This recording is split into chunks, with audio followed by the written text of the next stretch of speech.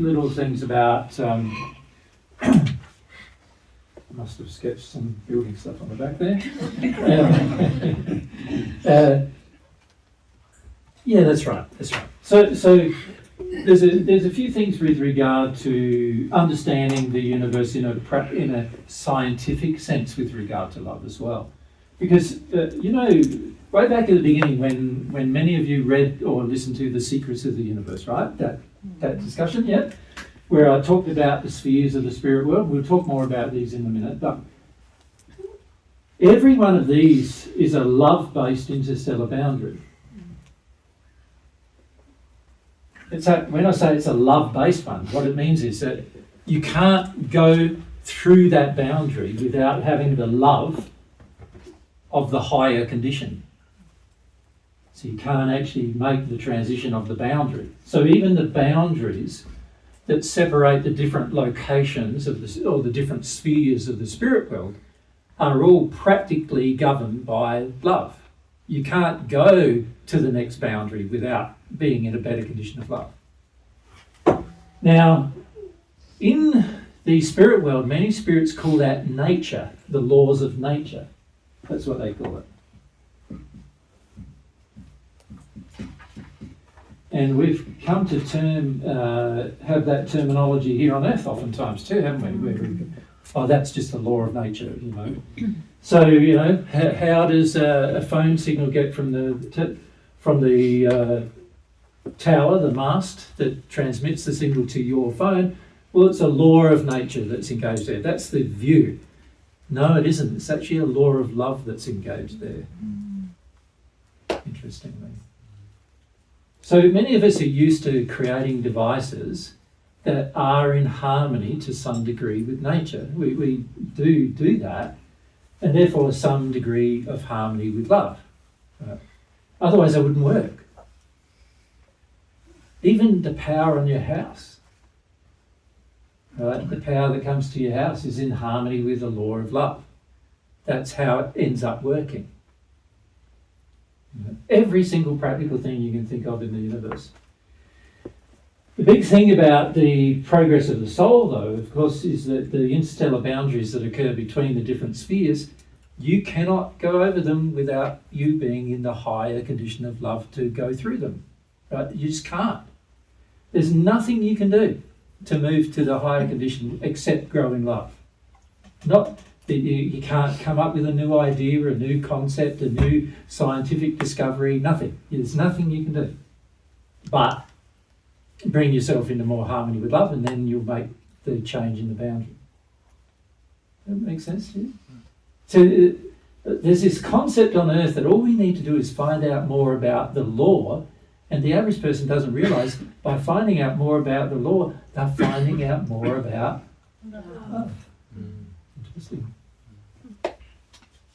And that's why the thing ends up working. It's more harmonious with love. Very fascinating. Yeah.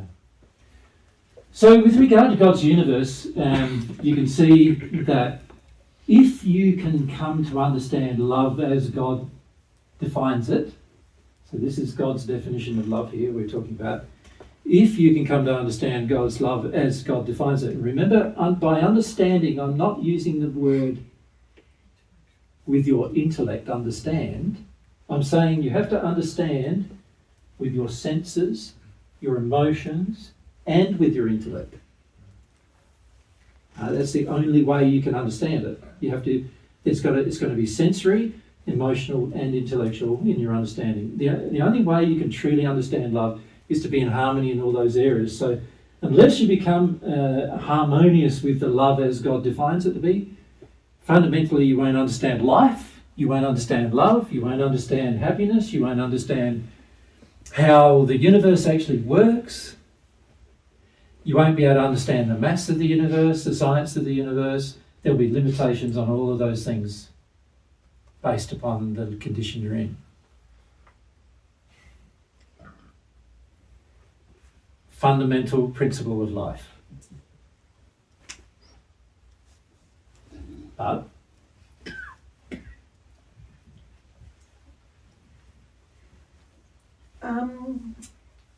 with humans being the pinnacle of God's creation, Yep. and we're supposed to experience life through our senses and emotions mainly, does that mean the part of God's love involved in math and science is less than the senses and emotional doesn't? No, love is not lessened by any singular area of it. It's present in all of them equally. So, you know, if you look at the entire universe, like there's this common thought that you can love one thing and not another. Right? Well, that is possible for a human to do. You won't be very harmonious with God if you do such a thing. But it is possible for a human to love one thing and not another thing. But if you're in harmony with God, that's not possible. It's not possible to love one thing and not another thing. Right? Anything that's in harmony with the law, you will love. So that you will love science, you will love maths, you will love your emotion, you will love your thoughts, you will love your senses. You will love all of those things naturally and usually equally. And if you don't love them equally, then you're not in harmony with God's love, because God loves them equally. That's why He created them.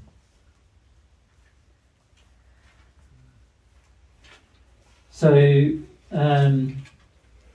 a person can come to love or come to understand it through lots of different means. Maths is one of those means. But they have to have maths mixed with emotion and senses. They have to go through an experience of it, not an intellectual concept of it. So the average mathematician on earth, he's very much in his mind, right? He's going, and honestly, most of the time he's probably spirit influenced in his mind, you know. Spirits in a higher condition of love are channeling to him information that he's able to grasp and therefore conceive. And he's writing them all down and he's fascinated by it, but he has not having any emotional or sensory experience in that. He doesn't really understand it. He's just having it mentioned to him from someone else who does understand more of it. Yeah. And this is frequently how information comes to Earth. So all the so-called brilliant minds on Earth are often not brilliant minds, they're brilliant channelers. Because their mind itself is in disharmony with the laws of love, and so unless they can channel or have a connection with a spirit who's fascinated by the same subject. Of course, fascination in itself is an aspect of love. So if I'm fascinated by a subject you're fascinated by, we'll probably like each other a lot. Because we get to talk about the thing we're fascinated about and so forth, right?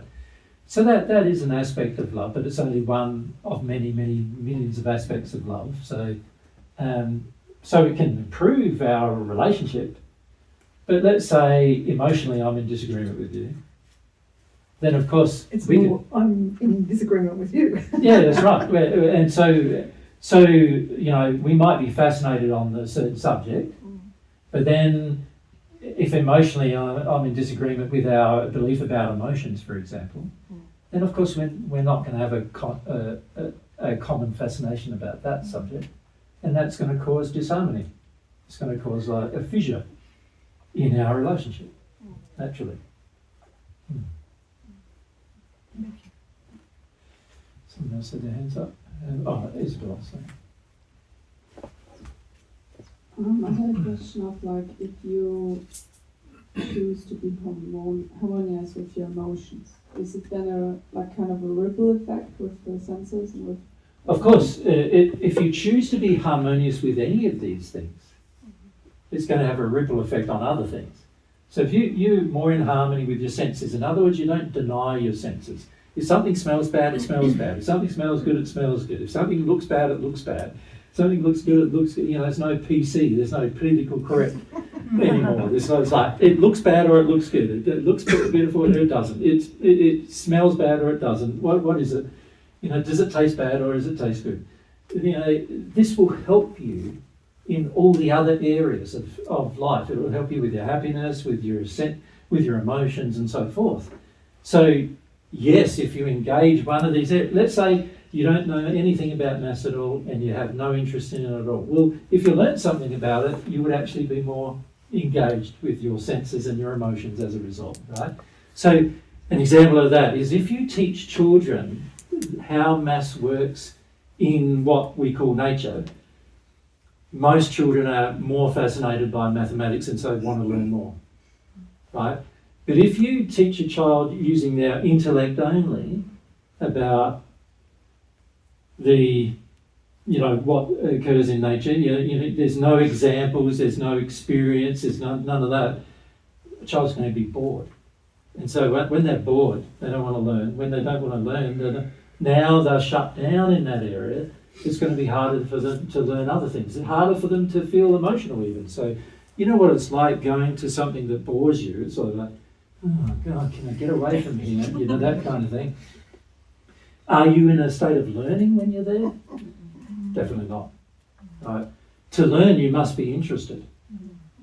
Your passion has to be involved. Your desire has to be involved. Your faith has to be involved to learn something. So unless you have those things, of course, you're not going to learn, and therefore, that's going to... So the disharmony with love means that you'll be bored.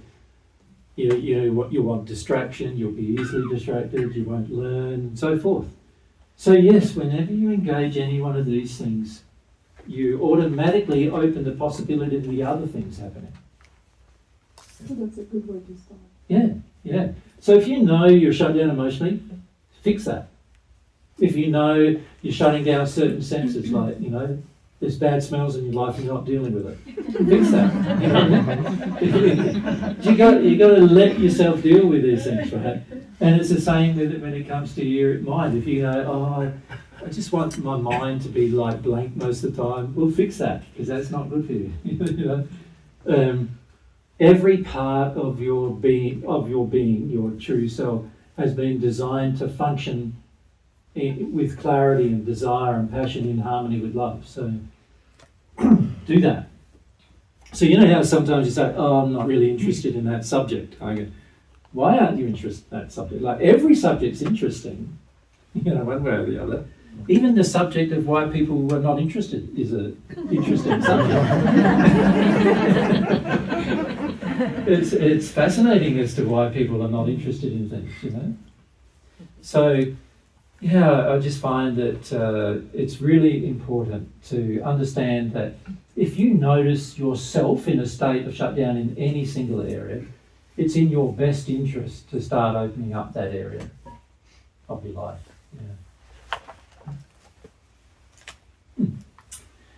All right, well, that's sort of as far as I want to go about the universe. Does that make sense?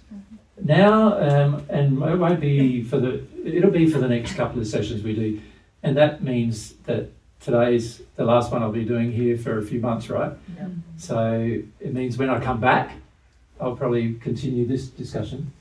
But when we're away, we're going to be sort of rudimentally covering some of what I'm about to talk about.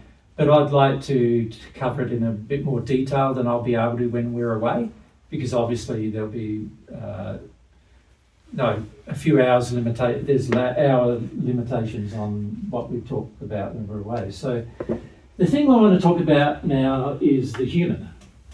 That's the universe.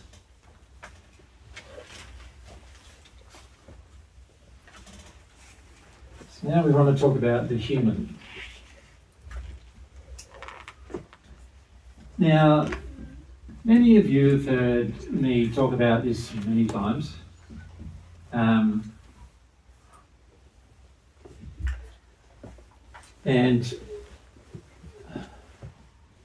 I don't know if I've ever done a comprehensive thing about it, and we won't have the chance to start the comprehensive thing today. But I would like to talk more about the human, because it's on one hand, it's very important to understand how the universe works, which is what we've just discussed. Very important to understand truth. Remember with that discussion we had about truth? That's very important to understand how you determine truth and so forth. Very important to grasp.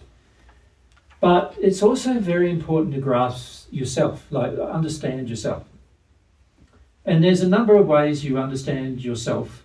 There's obviously, firstly, some kind of intellectual concept of what makes you. needs to be sort of gathered, if you like. And that intellectual concept should also open up the world to your sensory you and your emotional you, your spirit body you, and your soul you, the things that are the real you.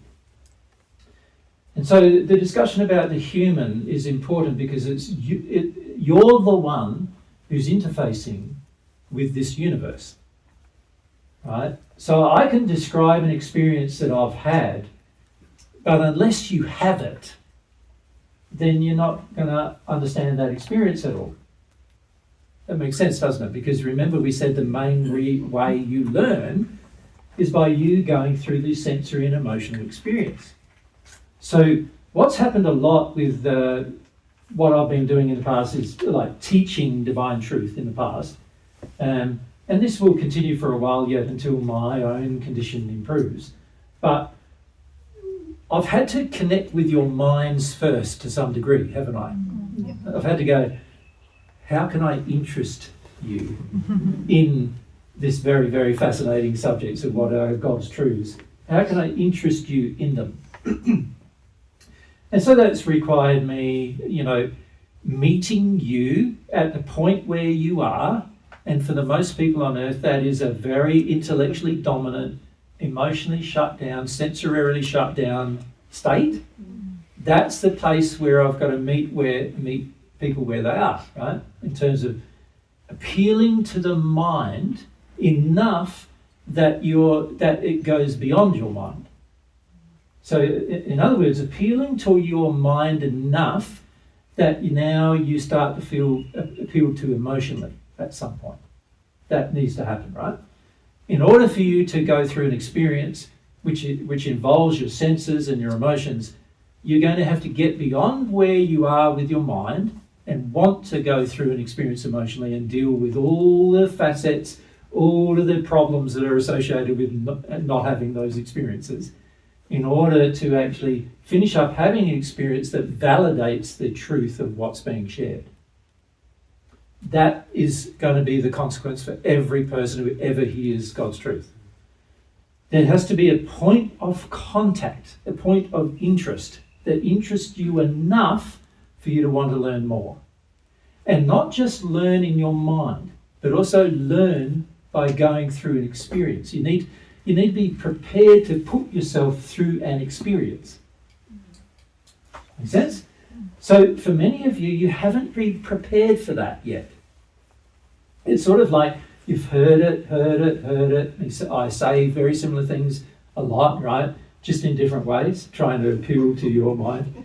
And to try to move you beyond just an appeal to the mind into an appeal for you to desire an experience. That's the purpose. Now, as my own condition improves, it'll be easier for me to do that with you. Yeah? But at the moment, I've got limits too, so I've got to use what I've got. Make sense? So when we talk about the human, the goal of talking about the human, firstly, is to appeal to your logical concept of how it all works. In other words, to describe the science of it, if you like, right? But then it's got to go deeper than that in order for you to understand it. Right? So what I'm going to do first is we just have a rudimentary discussion about the science of it, which many of you have already heard. Make sense? Now, of course, there might be bits and pieces of it that we'll pick up that I haven't said before, but many of you would have already heard these things. The human is made up of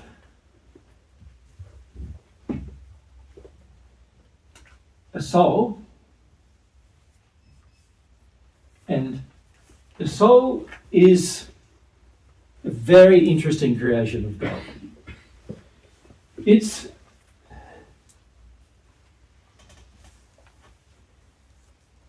for God to create the human soul, God has to have known how that soul could have been designed and created and so forth. And how that soul was going to have to experience life somehow in order to learn. Right? So the human soul is the real entity of you. Now, when I say you, I'm using that term very loosely, of course, because you are currently a half of you, and most of you are only conscious of a half of you. So the soul is a complete unit.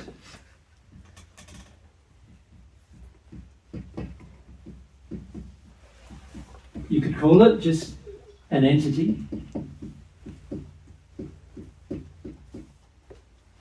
And it exists whether you have emotions or not, whether you have mind or not, whether you have thoughts or not, whether you have a body or not, it exists in its own right as an entity, whether you have desires or not. All of those things you could say, so there's the entity, and then there's the attributes and characteristics of the entity.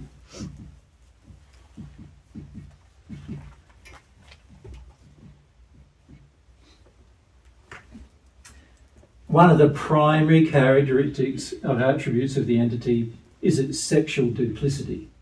And I don't mean duplicity in the way it's used in... it's duplex in nature, right? So what I mean by it is that if we look at it conceptually, I've been drawing it like that, right? And I'm putting in there male, female, but that's not an accurate representation of the sexual duplicity of the soul.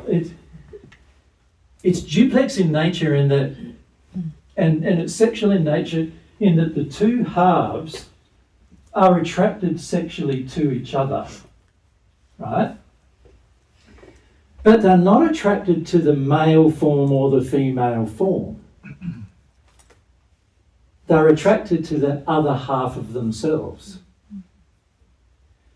So what is termed sexuality on earth is a very interesting concept that is not highly representative of how God views it.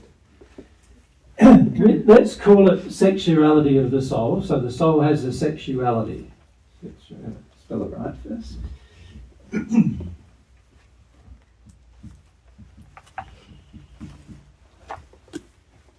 But it's not in the simplified version that many of us view it, in the sense that you're male or you're female and you're attracted to either the same gender or the opposite gender, right? It's far more nuanced than that. You're actually only attracted to the other half of yourself.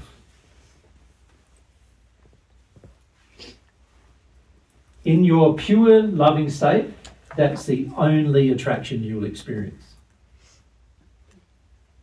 So there'll be nothing like, oh, I'm attracted to women or I'm attracted to men, right? It'll be, I'm attracted to the other half of myself, whomever that is.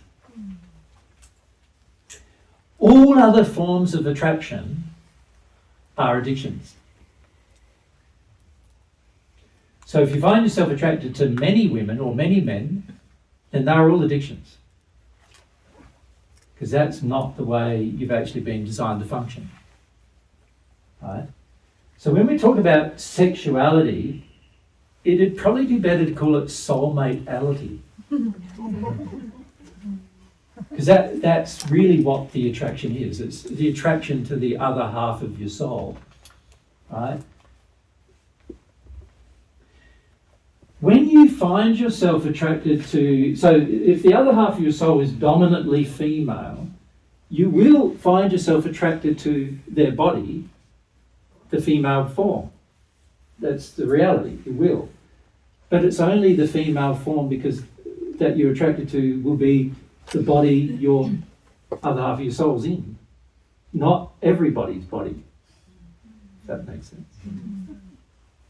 But you will find if your soulmate attraction is to the female, and it doesn't matter whether you're a male or female, you will find that you feel the female form is more beautiful to look at,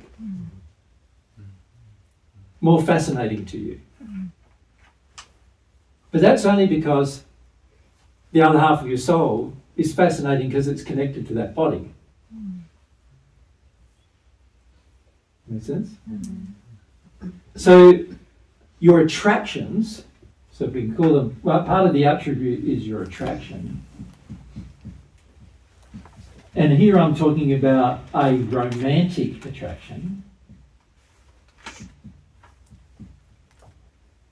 Is not attraction to the gender you're interested in, but it's an attraction to your soulmate who is of that gender. So this is a fundamental part about soul. So the soul has these attributes and characteristics, one of its primary attributes and characteristics, you could say, is its sexuality, or it'd be more appropriate to call it its romantic attraction. And the romantic attraction is, in its pure state, only for the other half of itself. And there's a very good reason for that, in that the other half of yourself is all of the things that you have been created to experience. The other half of yourself is also the epitome of those things. So there's a reason for the attraction. Like, the attraction is based upon the fact that both of you, at your soul, your fundamental levels, both of you have the same desires, same passions, same longings, same interests, same personality, same nature. And that part of you is a very important part in terms of bringing your two halves together. It's there, or it's already there fundamentally when you're separated at birth, which we'll talk about in a minute, but then at conception. But when you come together, it's about recognizing yourself and then recognizing the other person who is the same as yourself. Right? So it's fundamentally about loving yourself. Interesting. In order for the human soul to be complete, it has to learn to love itself completely.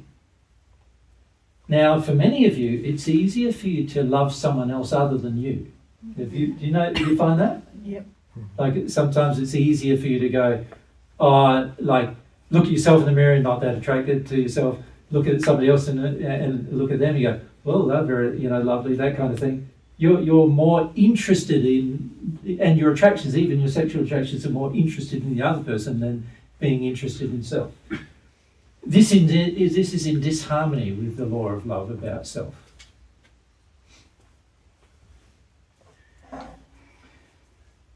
So fundamentally, one of the reasons why the two halves of the soul incarnate separately is so that they learn they have the other half that they need to love, so that they learn how to love themselves, if that makes sense. Mm-hmm. So God's trying to train you into loving yourself. And one way that God created to do that is to create a burning emotional desire in the two halves to love the other half. And this causes you to come to love yourself with much more passion and desire than what you would do if there wasn't the other half, And you think about that. Isn't that been your experience when you've had a romantic relationship? You do feel like putting the person ahead of you to a large degree, right? You do feel these things, which partially are bits and pieces of love are involved in this, right? But it's also training you or teaching you certain things about what love would do in this relationship you have with the other half. So the fundamental purpose of your design, your very scientific, you could say, design, is that you learn how to come to love yourself by coming to be a part of your other half. You want to ask any questions about that? Nick? And then Nick. N squared. N squared, yeah. What is that as a child or when we're younger, we can feel that attract more romantic attraction than the way we get in adulthood. we can get to the point that it happened to me. I think like I was losing completely this romantic attraction and more like sexual stuff. Right? Yep. What's the two? As what you happened? get rid of your sexual addictions, you will find you won't be romantically attracted to anybody. Unless it's the other half of yourself.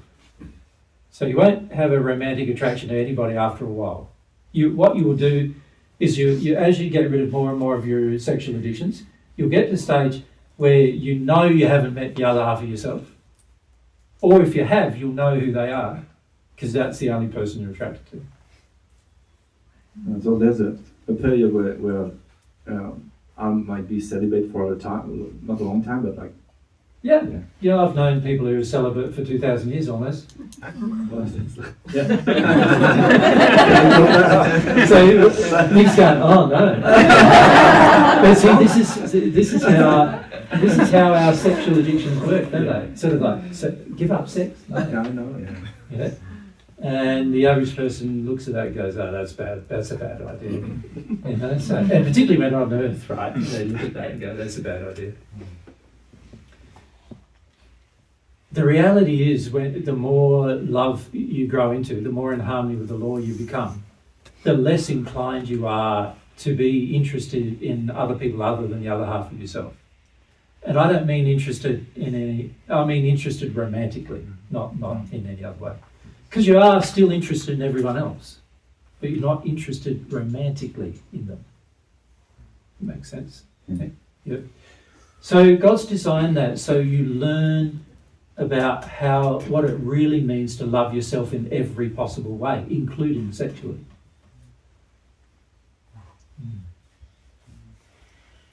There's a lot of creation that goes into the sexuality of the soul, and unless you truly embrace the sexuality of your soul, you could sort of call it the soulmateality of your soul. Unless you embrace that, you're never going to be able to create certain things that you could create once you embrace that. It requires, there's many things above the seventh sphere that require both halves of the soul in order to create. Even your own homes, actually, above the seventh sphere. The further above the seventh sphere you become, you can't even create a home without the other half of your soul being involved. Make sense? You can't even build one.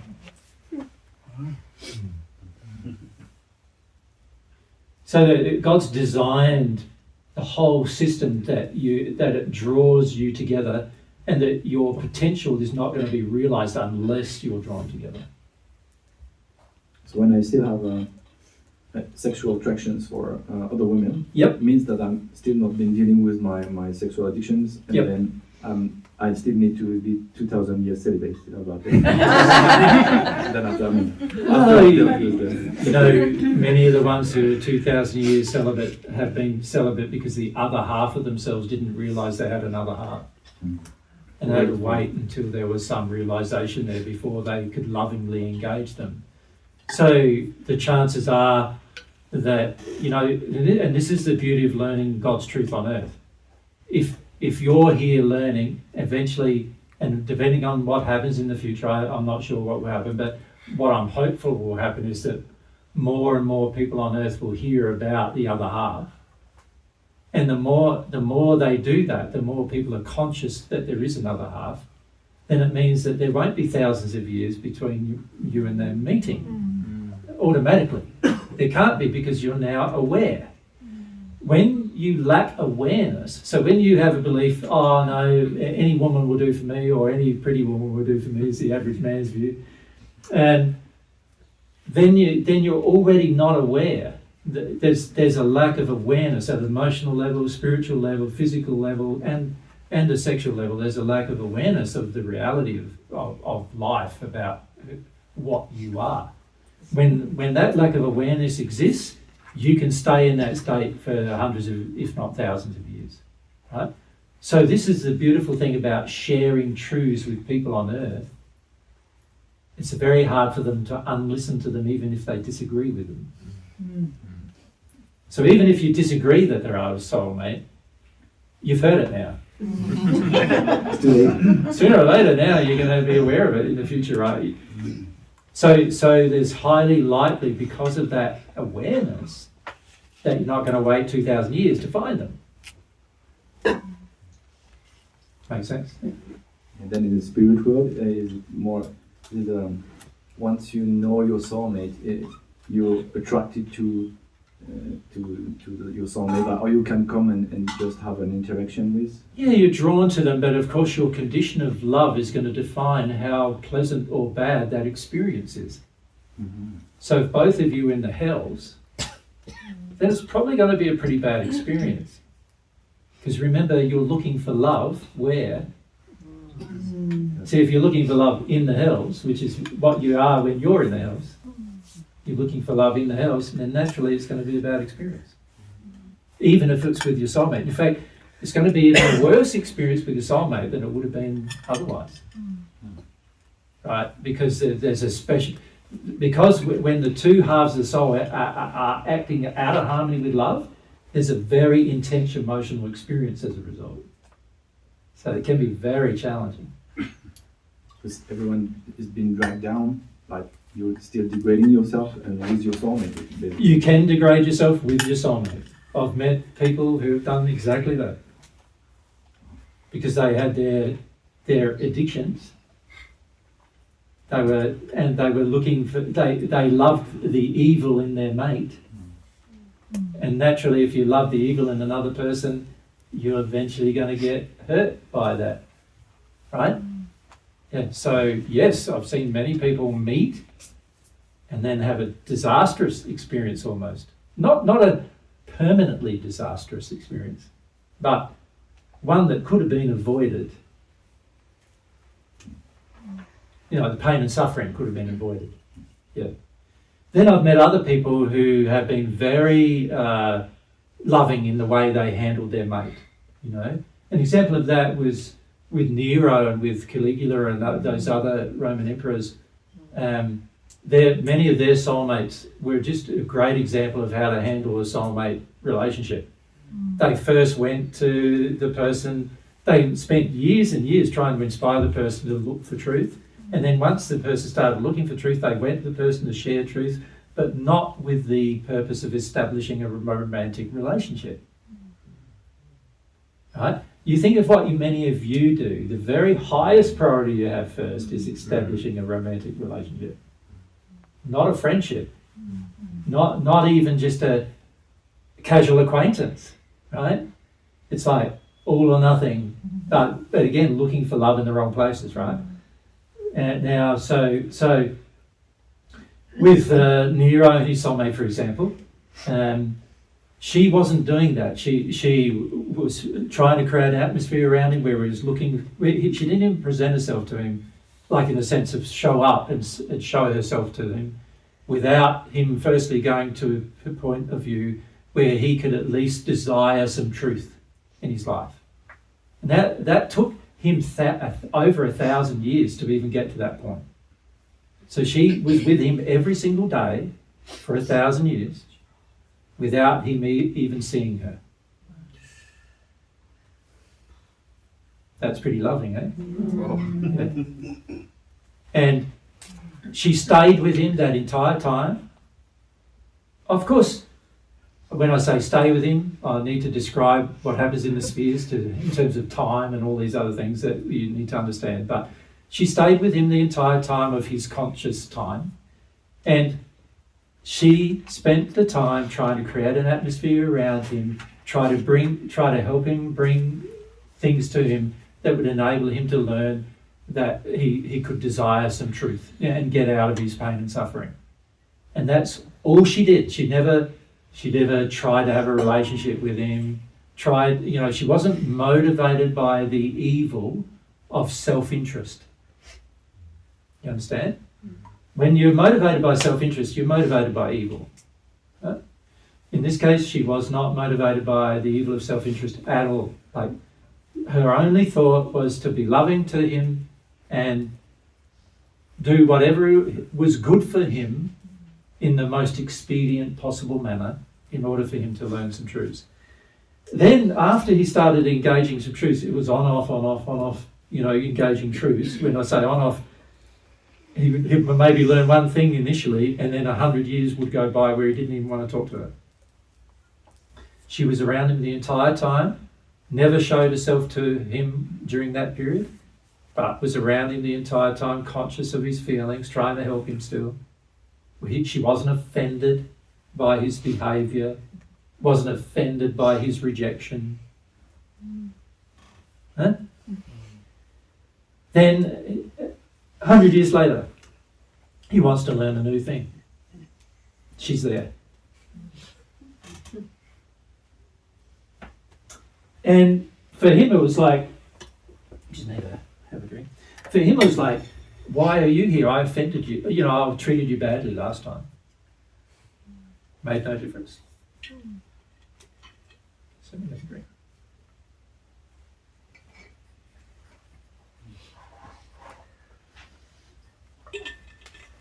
Yeah, so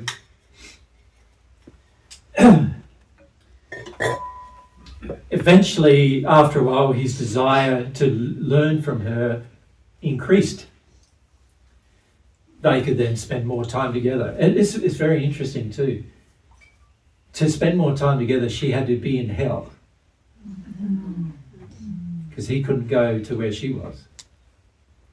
So she had to be in hell. So she was willing to give up her beautiful home. When you see your celestial heavens, when you have a home there, you'll see how beautiful it is, how beautiful it smells, how beautiful everything tastes, how beautiful just everything is to look at even. When you visit the hells, you will see how bad it is.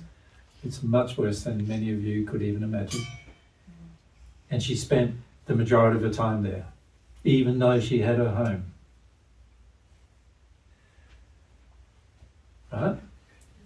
How many people would you do that for? Got a bad home, hovel, smells bad. Smell like parts of the house where he lived smells really bad. Like I mean, like vomiting bad, right? That's how bad it smells. But when you're in a state of love, your state of love sort of changes. Like that can't touch you. The smell can't touch you. So you can still smell where you live rather than where they live. Right? But she was willing to do all of that, like I said, for nearly 2,000 years. Till he got to the point where he wanted to learn about soulmates, because he found out that people often would be together in twos. By the time he got to about the third sphere, I think it was, he would often see pairs together, you know. What's going on there, you know? So she explained about, she didn't even tell him about soulmates at the beginning. Didn't even tell him. Right? She waited for him to exercise the desire to know, and then she told him. And he exercised the desire to know in the third sphere, so she told him. Soulmates, and then he had to go away and think about it all. She didn't say, and I'm your soulmate, by the way. He had to go away and think about it all. He thought about it for what equivalent to Earth years. Fascinated by the idea. And then he realised the feeling that he had inside of him was, I want her to be my soulmate. Like I can't feel that for anyone else, you know? And that's when she told him.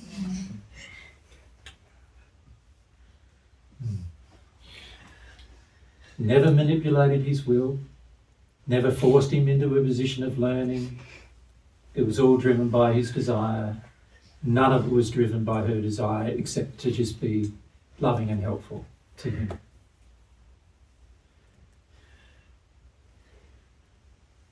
When people on earth hear about soulmates, what do? Come on, soulmate! In there straight away with the relationship, you know what I mean? Yeah. Completely the opposite of love. How many of you have done that? Yeah. So you can see that there's a great contrast between what love would do and what humans end up doing when they hear a truth. Yeah. But that is the loving way to deal with it. Obviously, she firstly had to deal with all of her stuff, and she did that alone. She didn't do, when I say alone, she had people helping her, but she didn't have her soulmate going through it with her soulmate. The gift she wanted to give to her soulmate was that she would do it, and then when he came along, he wouldn't have to deal with any of her crap. He wouldn't have to deal with any of her sin. Yeah. That's the loving thing we can do for our soulmate. Exactly. It's also the thing that's going to attract them to you faster. Yeah. But the reason why I raise that is because, you know, it's good to understand that the soul, as a complete unit, your attractions are not what you would call your sexual attractions. They are your other half romantic attractions, expressed in a very sinful and evil manner, is what they are. Nicholas? The answer was pretty comprehensive and it could have covered my question too, so thanks. Good. Sit down in front of you.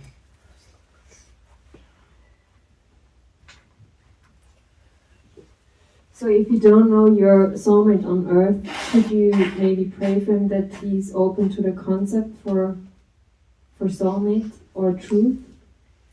The very first thing I would be focusing on is getting to know myself. You can be you can pray for your soulmate, but how much, like, you've got to learn how to love yourself. Mm-hmm. And that means loving your emotion, loving your thoughts, loving your feelings, loving your senses. You've got to learn these things. And how can you help somebody else to do something you have not done?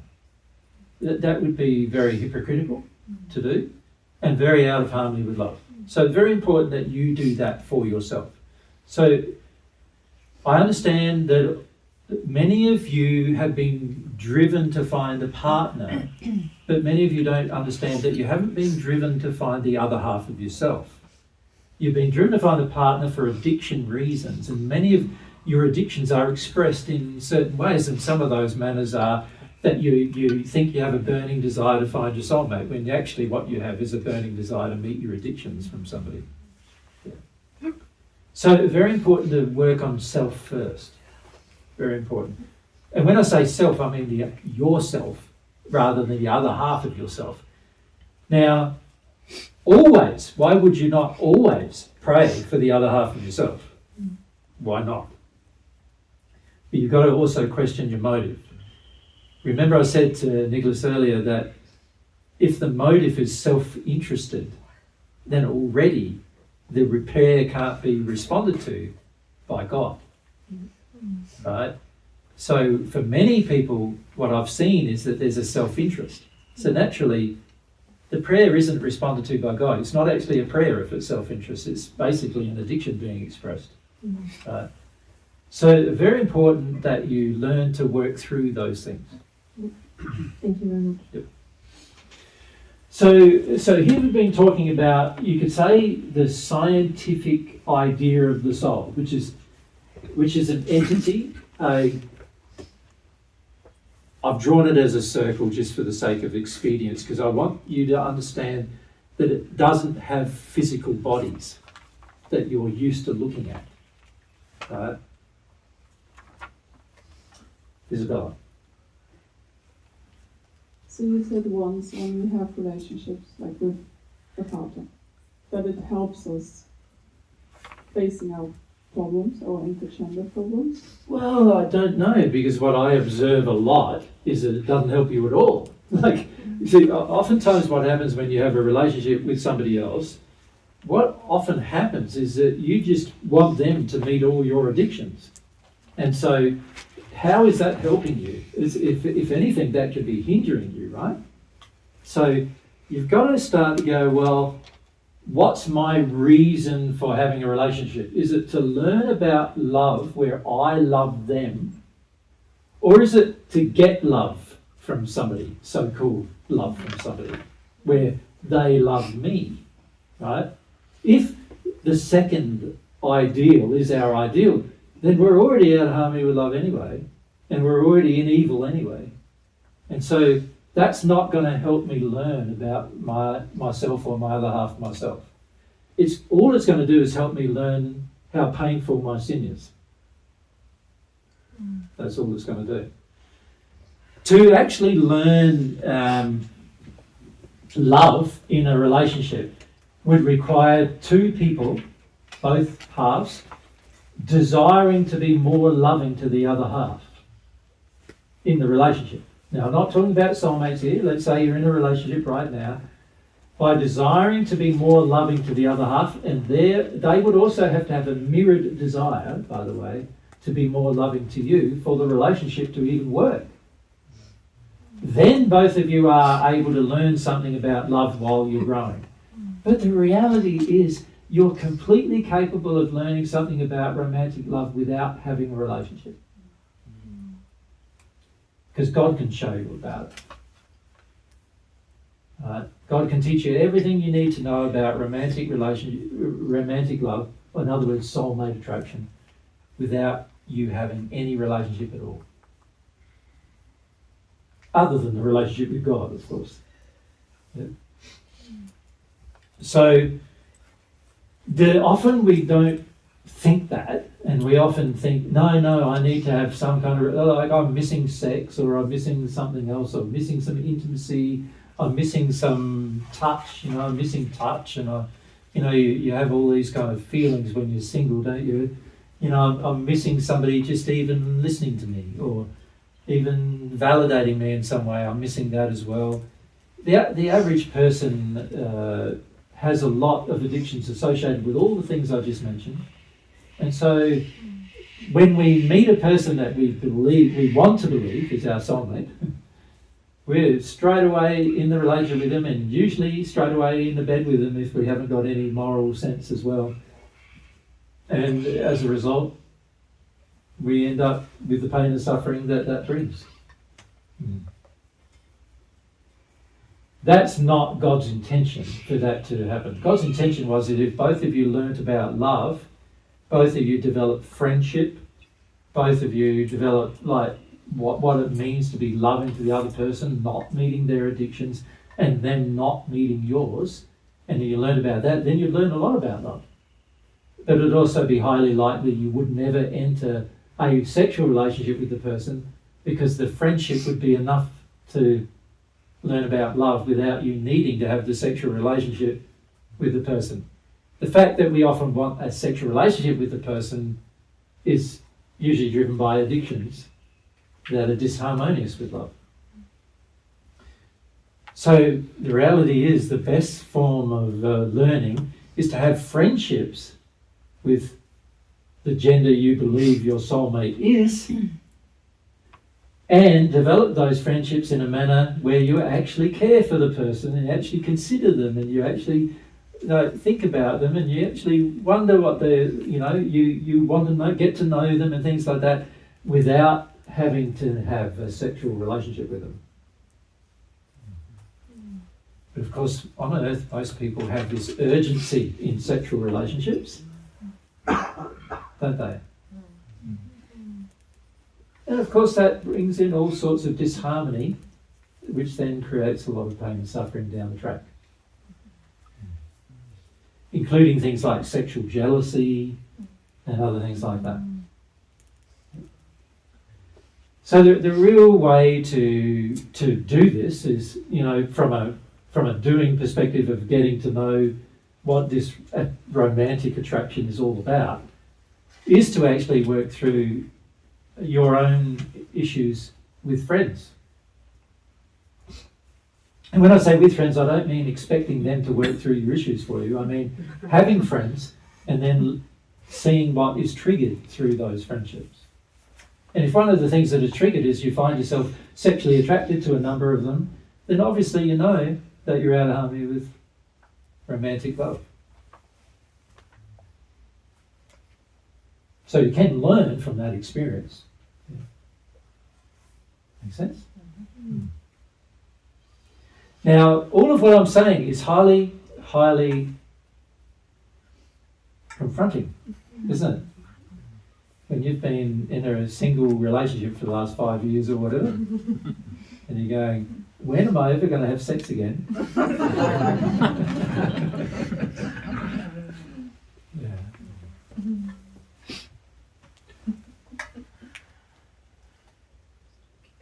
Which is indicative of the emotional injury, the sin, yeah? Having that feeling. Nikki? So you know, before the time you attract your soulmate, and is there like a law or something where Yes. where God's literally like either protecting you or your soulmate from you Yes? because of how much your sin would impact your soulmate? Yes. So it's like God wants to keep you away, or Well, no, God's trying to have you meet as soon as possible, okay, but given your condition. okay, God wants you to meet as soon as possible. okay, But it has to be in harmony with the law. The law is going to work against you if you're out of harmony with the law. It'll work against you meeting yeah, if you're out of harmony with the law. If you're in harmony with the law, it'll work for you to bring you together more rapidly. Great system. yeah. Yeah. So like to love yourself, your half first. Yeah. When you say first, it's not like you're putting one above the other. No, No. in the sense of like, You're the only bit of yourself you know right now. yes, exactly. That's what I mean. Yeah, So you've got to get to know the bit of yourself that you are. yeah. So by loving the bit of the self that you are, Yeah, and when you say loving, let's define it, shall we? like dealing with my sin. Well, not just Well- that, it's about feeling your feelings, feeling your senses, feeling your desires, feeling your passions, working out what your personality is. There's a lot of parts to it, right? It's not just Yeah, feeling your true. sin. Feeling your sin is getting rid of all of the things stopping you from doing those other things. So you need to do that. Yeah, But the real part of it is finding out your nature, finding out your personality. What are your true passions and likes, and what like excites you, and what doesn't. You know, all of that is a part of you getting to know you.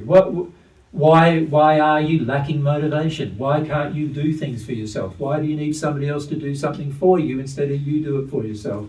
You know, all the unloving parts of yourself need to also be sorted, of course. Make sense? yeah. It does, because a lot of time when you're alone, you do have to learn to do those things, Of course. don't you? Yeah, Otherwise you're not yeah, gonna but do it. most do it reluctantly. Yeah, Yeah, and as soon as you get with the other half, you want them to do it. You know? It's like you're happy to take both roles while you're by yourself, you know? When I say both roles, the seeming role of the man and the seeming role of the woman, although that's often not the case. I see many of you young men not even being masculine. Like, you know, part of being masculine is creating things externally. You don't do that. So you're not even being a man yet. You don't even know what it means to be a man yet, let alone be yourself yet. Do you follow? So you got to learn these things, and you learn these things through doing things and practicing, you know, experiencing your life like we've just described. And you go through all of that, and then you're fundamentally activating the passion and longing and will of your own soul now on your side of things. And as a result of that, there's a natural attraction now brewing, you could say, percolating, if you want to talk about coffee rather than tea or beer or whatever it is. And it's brewing or percolating to the point where now your feelings that you now have for your soul are now spilling over from yourself towards the other half, and they can start to sense that is present and therefore be attracted to it. Make sense, Nicky? yeah. Interesting. Yeah. And there's a whole heap of laws that govern all of that. Yeah. When I say a whole heap, like millions of laws that Millions? govern it. Yeah. Just for the soulmate. Just for the soulmate attraction. Yeah. Oh my gosh. Of course, if you learn about love, you don't need to know all those laws. You just need to learn how to love. You just need to learn how to love, right? So it happens naturally when you learn about love. If you're on the natural love path and you're doing it all intellectually, you'd have to learn about every one of the laws. Yeah. And so this is why many six-sphere spirits have yet to meet their soulmates. Yeah. Not every six-sphere spirit has met their soulmates. In fact, probably 1/3 or less have met their soulmates. Yeah.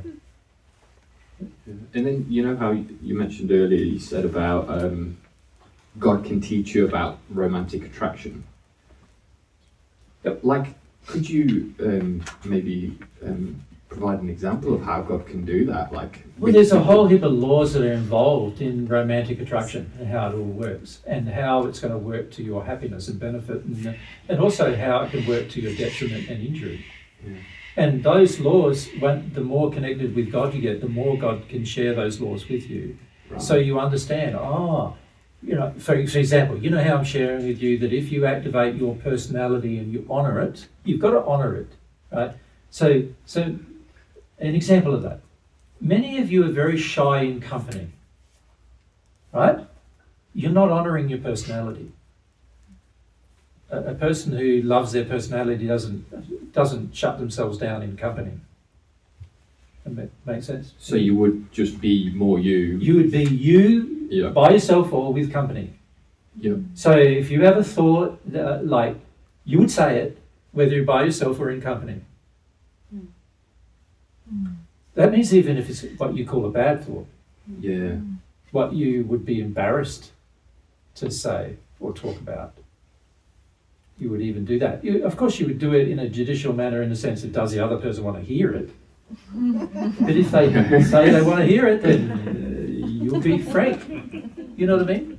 You'll be straight out, open and honest. You'll be your nature, your personality as well. What that means is that if you're naturally like, you naturally love engineering, you're going to love engineering wherever you go. You're not going to get with a person who hates engineering and stop talking about engineering. Does that make sense? Yeah. You might tone it down a little for the sake of loving them, but you won't be shutting it down, because that's a part of your soul. And how's your soulmate going to recognise you if you don't engage that part of your soul? If that's a part of your soul, you're not, right? So you do that. That's an example of a law that you're engaging. So when I explain it to you in that way, you go, "Oh, that's what I'm going to do to meet my soulmate." And you haven't realised that actually I've just explained you one of the laws that cause you to meet your soulmate. Ah, yes, I see. Yeah. Makes sense? Yeah. So I'm trying to explain to you the laws from a feeling perspective, right? Because I want you to have a sensory experience. But it is an actual law. There's a mathematical formula that defines when you're going to meet your soulmate based upon how much of yourself you actually do engage. And it's not dependent upon how much they engage of themselves either, by the way. Yeah. It's dependent upon how much one half of the soul engages the law as to when they'll meet the other half. And what if, like, some people, you know how some people meet the soulmate without realising they, like, met the soulmate? Yep. Yeah. Is that just like a fluke? Or is that like... No, it's not nothing. Nothing's a fluke. It's all been defined by mathematical laws. Yeah. You understand? Nothing's a fluke. There's nothing that goes on in the universe that's a fluke. It's all been defined by law. So you accidentally coming across the other half of yourself is not a fluke. There was actually some laws that you engaged in without realising. Without realising. Ah, okay, yep. Yep. Makes sense, yeah. But that caused you to meet the other half of yourself, and you weren't in the condition to know. Right? So that's a problem. Yeah.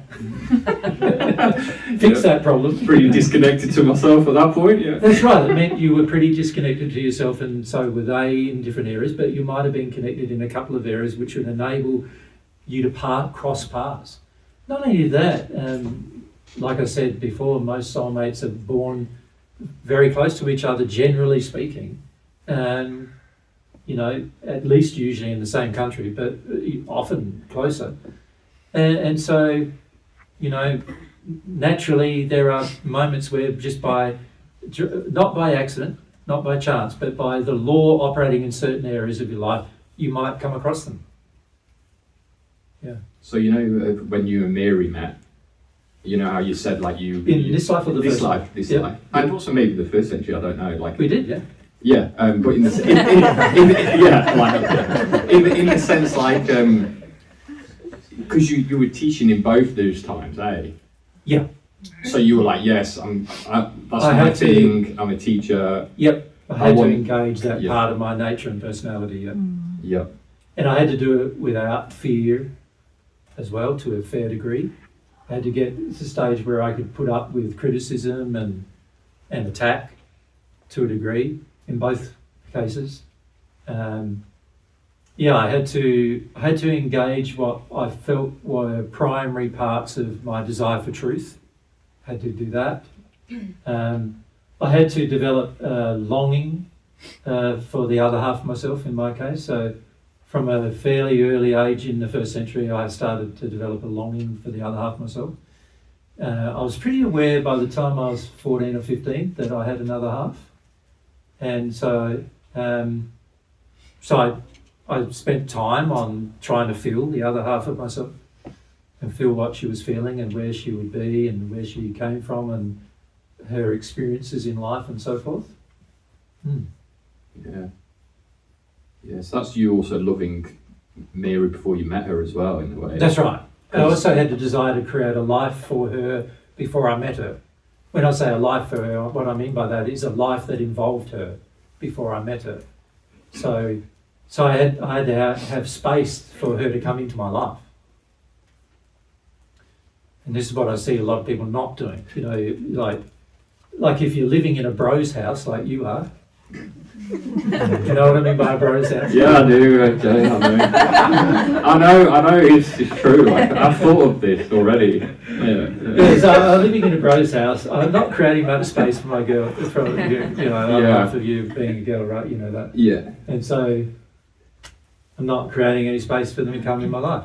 Of course, if I was living in a bro's house and I was homosexual, Then it would be different story. then I'd be creating, I'd be learning through those relationships with those other men, developing friendships and so forth, and therefore I might be learning some things that are good for my future. Yeah. Yeah. So if I was living in a friendship related situation, in your case with a woman rather than a bro's house, Yeah. then you'd be learning more, wouldn't you? Yeah. Can you see that? Yeah, it's interesting though too, because like living with Jad, like I have been learning things still too. Living Of with course, Jad. you'll always learn living with somebody. Yeah. It's far better to live with someone and live alone in that regard. Yeah. As long as both of you are focused towards love. That's the fundamental principle. If one of you isn't focused towards love, then living with someone can be a nightmare. Yeah. Yeah. Right? But if both of you are focused towards love, it can be very beneficial whether you're living with a man or living with a woman or not. But you'll get to a point where you've lived with Jad enough to learn the things you need to learn about yourself and so forth. Yeah. But how do you learn about the other half? And she's a girl. Yeah. You're going to have some friendships with girls at some point you actually are friends without being sexually interested in them, and that you actually develop an interest in them and you actually want to understand them and know them. You have to do that at least. Yeah. You understand? Yeah. So you're going to have to do something about that in order to grow in that regard. Yeah, it makes complete sense. Yeah. Yeah. Thank you. Yeah, there's a whole heap of laws involved in that, and the more you do that actively, the more rapidly your soulmate will appear in your life.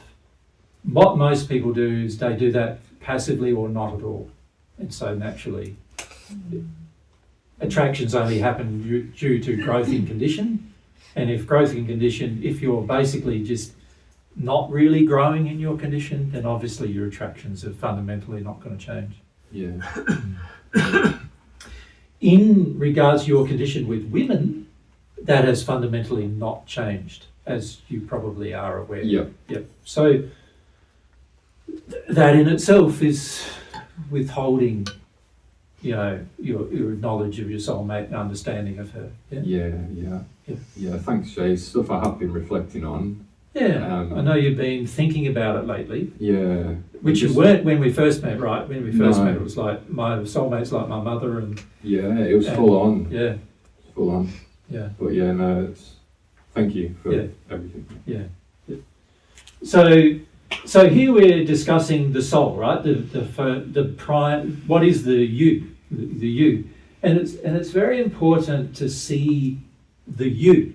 So we're going to get to a stage where we start talking about the appendages of you, of which your arms and your legs are some, and your body is some as well, of the appendages of you. So you can say the entity has its appendages.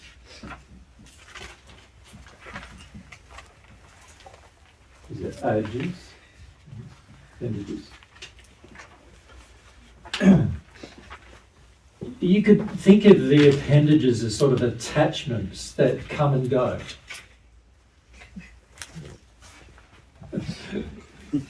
Of course, some of them are quite permanent, fortunately. Your arms and your legs would be great to keep them. But if you lose them, it doesn't make you not you. Does that make sense? The appendages are there to help you experience, to help you function, but they're not there defining you. And this is where a lot of people get very hung up.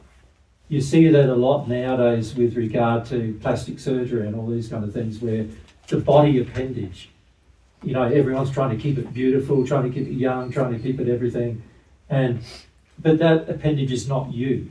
So the trouble is you're sort of investing in something that isn't you anyway, and ironically pumping it full of more things that are not going to be you either. So chemicals and substances that don't belong to you anyway, and then hoping for a good result. There's never going to be a good result from that, right? So you've got to treat your appendages. Eventually you'll come to, as you grow emotionally, you'll treat your appendages as in a very loving manner, but you won't view them as you. So you won't look in the mirror and think that's you. Yeah.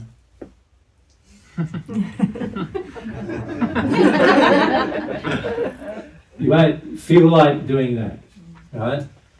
You'll of course be fine about wanting to look the best you can, but you'll realise that actually when you're in harmony with love, you will look the best you can. So you won't be focused on your physical appearance as much as you'll be focused on your emotions. You won't be focused on your sexual appearance, your physical appearance, your how you appear to people from a spiritual or emotional point of view. You won't even look at that. You won't even think of that. You'll get to a state where you'll just be whatever you are, and ironically, that'll be more loving than what doing all those other things that I mentioned would be. Yeah? Everyone understand that? So you've got to start treating your appendages as appendages. Any appendage you have, you care for. Right? It's there to give you access to life and there to give you a pleasurable experience, so you care for every appendage you have. And that so this body, this physical body being an appendage, naturally you should care for it. Right? But what defines caring for that? Well, that's God's definition of what it means to care for that body. So one way that many of you don't care for your body is you don't feel your emotions. Right? When you don't feel your emotions, you are shutting down the body's functions energetically, and so your body is going to look worse. It can't look better when you're shutting down bits of yourself. Given the fact that your emotion belongs to your soul and your body's just an appendage, your body's just going to be like the thing that changes when your soul changes. Right? So you care for it, don't eat bad and don't take time for yourself as well. Don't get so busy that you can't, that you're not feeling about things and so forth. Don't do all that. You've got to learn how to love yourself, and I'm still learning how to do that in this life, because sin causes you to be very unloving to yourself, right? Frequently. You stoically go through things, and you often are not loving to yourself in that place. But you've got to learn how to love yourself properly, and a part of that is loving the appendage, So if you need a haircut, get a haircut. If you find you got an arm broken, well, take it to the doctor and get it fixed, for goodness sake. Get somebody, put a splint on it and let it mend, But if the doctor wants to pump you full of drugs and you go, now I'm getting a substance in my body that might be really dangerous to my body. It's not going to be dangerous to my soul, obviously, because my soul is independent of my body. My body's just an appendage. It's going to be not good for my body. It's maybe going to damage it, so be careful then. You've got to be very careful about those kind of decisions. Yeah? Because you care for the appendage that you're experiencing life with. You follow? So important to understand that this body is just an appendage. So when it comes to your, bodies that happen, that are created for you by your parents at the time you incarnate, which is the time you're conceived, those bodies which have been created, and there's mathematical rules that determine that a person who's dominantly male will always enter into a male body, and a person that is dominantly female is always going to enter into a female body, and there's no exception to that rule. So if you think you were born in the wrong body, it's because of attachments. Spirit attachments telling you you're in the wrong body. It won't be because you are in the wrong body, it's because the reality is there's a mathematical set of circumstances that defines whether you'll be in the right body or not. Unfortunately, sometimes things get so convoluted when you're in gestation that you can even grow two appendages.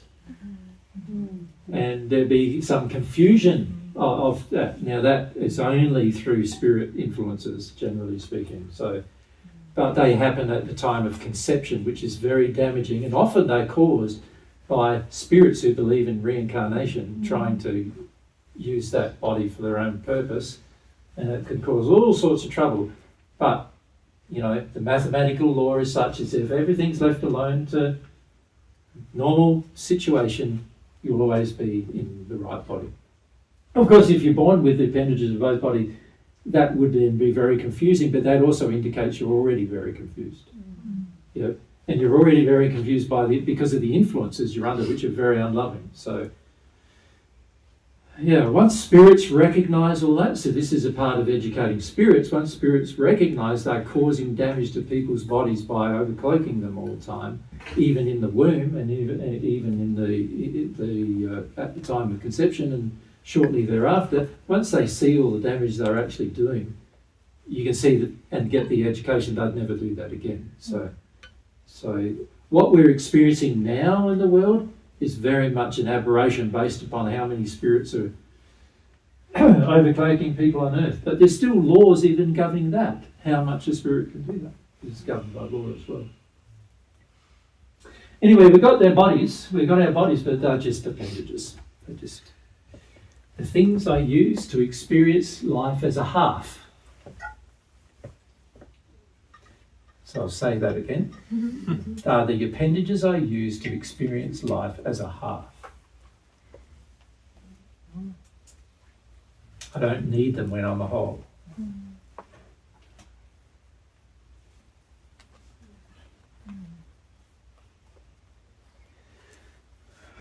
Brittany.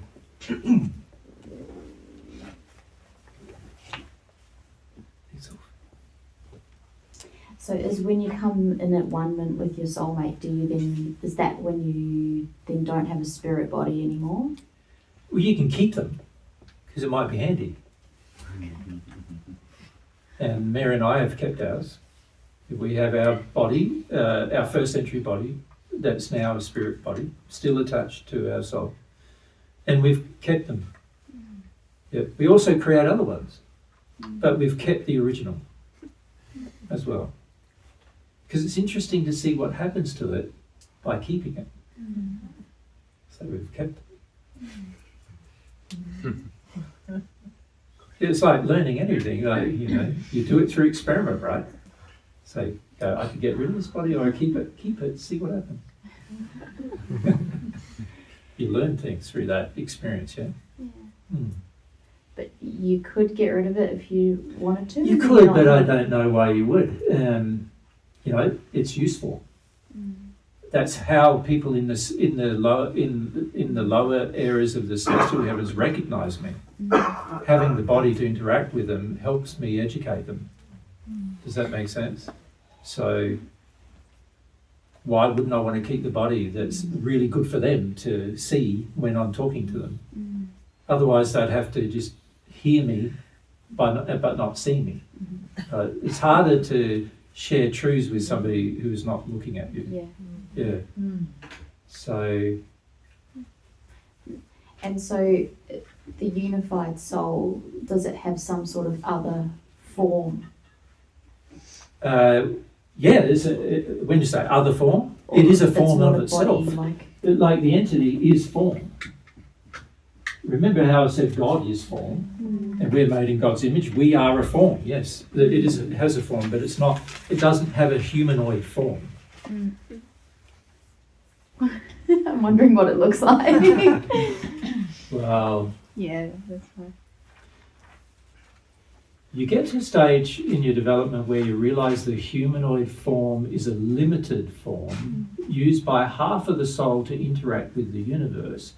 Once you're a unified soul, you need a lot more than a human form to interact with the universe and to properly experience the universe. So the forms, the two forms, the spirit body and the physical body, are meant to eventually be discarded, because those forms that can't exist in the soul universe that you're getting educated in. So they can't exist not because they're not made to exist, they just can't exist because the laws governing the soul now are the dominant thing. Yeah. So you don't, and this is why it's good to get, like I've had not only two forms, we're created forms as well, but two primary ones we've been attached to. This one, I've got this one, and I've also got my first century one, my first century body. But it's our combined soul that's connected to that. So Mary's connected to my first century body as well as me. And Mary, in the soul union state, is connected to this body as well as me. It's our whole soul connected to the bodies, right? And so we've got 4 bodies that we use on a regular basis that are permanent, or you could call them semi-permanent, but we've kept them and we use them to interact. So our spirit bodies, we're interacting. We're using Mary's body to interact, and my body in the spirit world to interact with people in the spirit world, and we're also using these 2 bodies to interact with you now. Yeah. Which also have spirit bodies attached to them. So basically I've got 8 bodies. So that's without the other ones we create. Yeah. So one soul has, I've got a spirit body and a spirit body from the first. It's not really 8, is it? It's 6. A spirit from the first, and a spirit from now, and a physical from now. So there's 3 there. And Mary's got the spirit from the first, and spirit now, and the physical now. So 6 bodies that are permanently used by our soul to express things to people. And then beyond that, we can create bodies as well, obviously, to interact. Yeah. And sometimes you don't want people to know who you are when you interact with them. So sometimes you create. Like, if they got what they imagined Jesus to be, they might not listen, right? So sometimes it's good to create a body and you're still us sharing truths with them, but they don't recognise you as the thing they imagine you to be, and so that sometimes that can be helpful.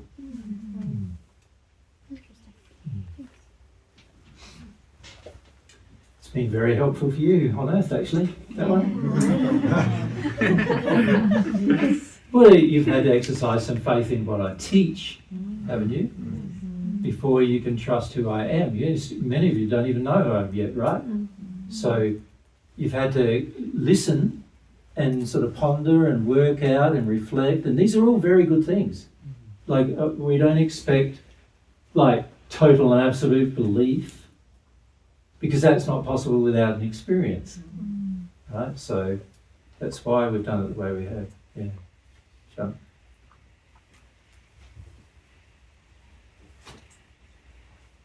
I was just going to ask, what does happen to the bodies when you were talking about them before? Which bodies are we talking about now? You were saying how you kept your bodies. Yep. I was just curious, like, what are some things that? when John wants to talk to me in the spirit world, and I'm here on earth with both my spirit body and my physical body as I am now, he just asks my other body to come. So you can kind of be in two places at once almost. Oh yeah, your soul's capable of like processing immense amounts of information. It's interesting because when you're in the third or fourth sphere of the spirit world, you can create a body. You know, by the time you're in the third sphere of the spirit world, you can create a body. And by the time you're in the sixth sphere, you can definitely create a body. Usually most people can. You don't feel like doing it very often because your experience is highly limited by it, so by the body in the physical. But you can create a physical body. You can't create a spiritual one in that state. In the soul union state, you can create a spiritual one as well as a physical one. Wow. But under that state, you can't create a spiritual one. You can only create a physical one. And that makes sense because you understand the laws, right? Mm. So let's say you're not in a union state yet, and you're not even at one with God yet. You can still create a body, and there's books that you've read that are telling you that. Like you remember The Life Elysian, Gate of Heaven, those series of books. Yeah. Yeah, there's plenty of times when Frederick talked to a person who he thought was a person on earth, but actually was a body of a person who lived in the spirit world who was not at one with God. Yeah. And so he talked to them, and mostly it was to try to get him to move from the disastrous act of suicide into having something to do positively in his life and give him some direction and to motivate him towards having a direction. And this happens very, very commonly. Like, it's very, very common. So, you can create a body, but it's the energy required to do so when you're in a sphere under the sixth. You can't, and even in the sixth, you can't maintain it permanently. It requires a lot of energy. You can only do it for a short period of time. Thank you. Sandra? I'm wondering about the image that we are of God as Yes. a soul. We're obviously made of different substance than God, unless we receive God's substance. That's right, we're a Yeah. created substance, something. Yeah, Yes. yeah. Yep. And then when you become in a union state, Yes. do you get to feel more, even more so, like more in reality in terms of, because you are the soul? Well, you've also received a lot of God's love. Yeah. So now there's a part of God in you. You're now immortal. You can't ever die. You can't ever be destroyed. And even God can't destroy you anymore. To do so, God would have to destroy herself, so she would never do that. So you are immortal and you can't die. You are, you understand a lot that you're now not the finite being that you were when you were in the sixth sphere, but you now have parts of the infinite in you, which substantially changes the format, or you could say the lightness or the image, the form of the soul itself. Yeah. So you're more like the form of God now, and you understand. Far more like a God than a human. Yeah, yeah. Yeah. And people who saw you in that state would not recognise you as human. Right? So yeah, you're more like God than a human. You're not like God in the sense of you're not infinite, but you're more like God than you are like a human. Yeah, but and you're far removed because there's about 30, 28 spheres removed from a human, 29 spheres removed from a human. So there's a lot of development you've had to do in order to do that, and a lot of growth in love that has had to happen in order for you to do that, and also a lot you've had to learn in order to do that. So you're far removed from being human in the sense of like what a six sphere spirit would call human. It's kind of like you, the real child. I know you said that that's only still like university level or something you mentioned, but like now you kind of like understand what your parents like more. Yeah, and also you understand that you're just sort of beginning as well. Like if you think about it, it makes a lot of sense because remember, let's just briefly go through. We'll go through this next time we get together, but briefly, I'll just go through. The incarnation process fundamentally is your soul, right? Here we are. you're not conscious of your unified nature when you're before you incarnate. You have instinct. The primary instinct, I must say, is to incarnate. Yep. So the instinct of the soul, the whole soul, is to incarnate. The separation is governed by laws as to which body, when those separations occur, which body, and all those things. There's a whole heap of laws that govern all of that. And there's also laws governing how God wants the universe to operate that govern which souls come first, even, and when those souls come. So there's this sort of instinctual process that goes on without your knowledge. You're not self-aware at this point, so you don't have the knowledge to be self-aware. When the incarnation process begins and your bodies are created by your parents through the sex act and conception, two bodies are created. One's a spirit body, one's a physical body, right? So you've seen me draw all that before. Now, this instinctual process that occurs, so it's instinct that defines this happening, occurs because this soul itself is not conscious of itself yet. It's not aware of who it is, what it is, how it works, the laws governing it, nothing. It's not aware of any of that. It's just an instinctual process. I'm incarnating, bang. Make sense? Yeah. So at that point you could say, now the point where you're so-called separated, right? So you're now in these bodies. The soul hasn't actually separated, I must say. The soul is always one. But you're connected to these bodies, and this half of you is experiencing this, and this half of you is experiencing this. And also, there's no emotional awareness of the two halves at this point. So you can't long for something you didn't lose, or you weren't aware you lost, right? So this is why many of you are okay having relationship after relationship with different people, because you're not aware that you've lost anything, because imagine the pain of that. If you had been aware, that'd be pretty tricky, right? So for all the 14, there's some intense pain associated with that. For you guys, no, not that pain. So there's just this instinct, I'm going to incarnate, right? In that place where you incarnate, you are now going through experience of learning. Both of you are learning independently, seemingly, but you're not actually independent, but you believe you are. Independently of each other, you're learning. As you're learning, you're getting closer and closer to each other. And the more you learn, so you get to the sixth sphere, you're close to each other, but you can't be at one with each other, because to be at one with each other requires some of God's substance in order to be at one. In terms of the full, complete knowledge of at-onement, requires you understanding scientifically a whole heap of things that it's impossible for a sixth sphere spirit to understand. You cannot become at one with your soulmate without understanding those things, right? Anyway, you learn those things and you become at one with God in love, so you've received enough of God's substance to start understanding the things that are beyond the human ability to understand, right? And then you keep growing. As a result of that, you're learning more, you're getting more love, and so you now got the capacity to understand more and more and more, and understand how a union occurs. You understand that now, and now you can do it. Because you understand it, you can do it. You can physically do it. By the time you're aware now that you are two halves as one, you could say your incarnation process is complete. In other words, you're now aware of yourself. Make sense? So that means that basically that 60 spirits will never become aware of themselves. Wow. Never, not even capable of doing it, because you need God's love to understand what you need to understand in order to do it. So a sixth sphere spirit is incapable of being fully aware of itself. Yep.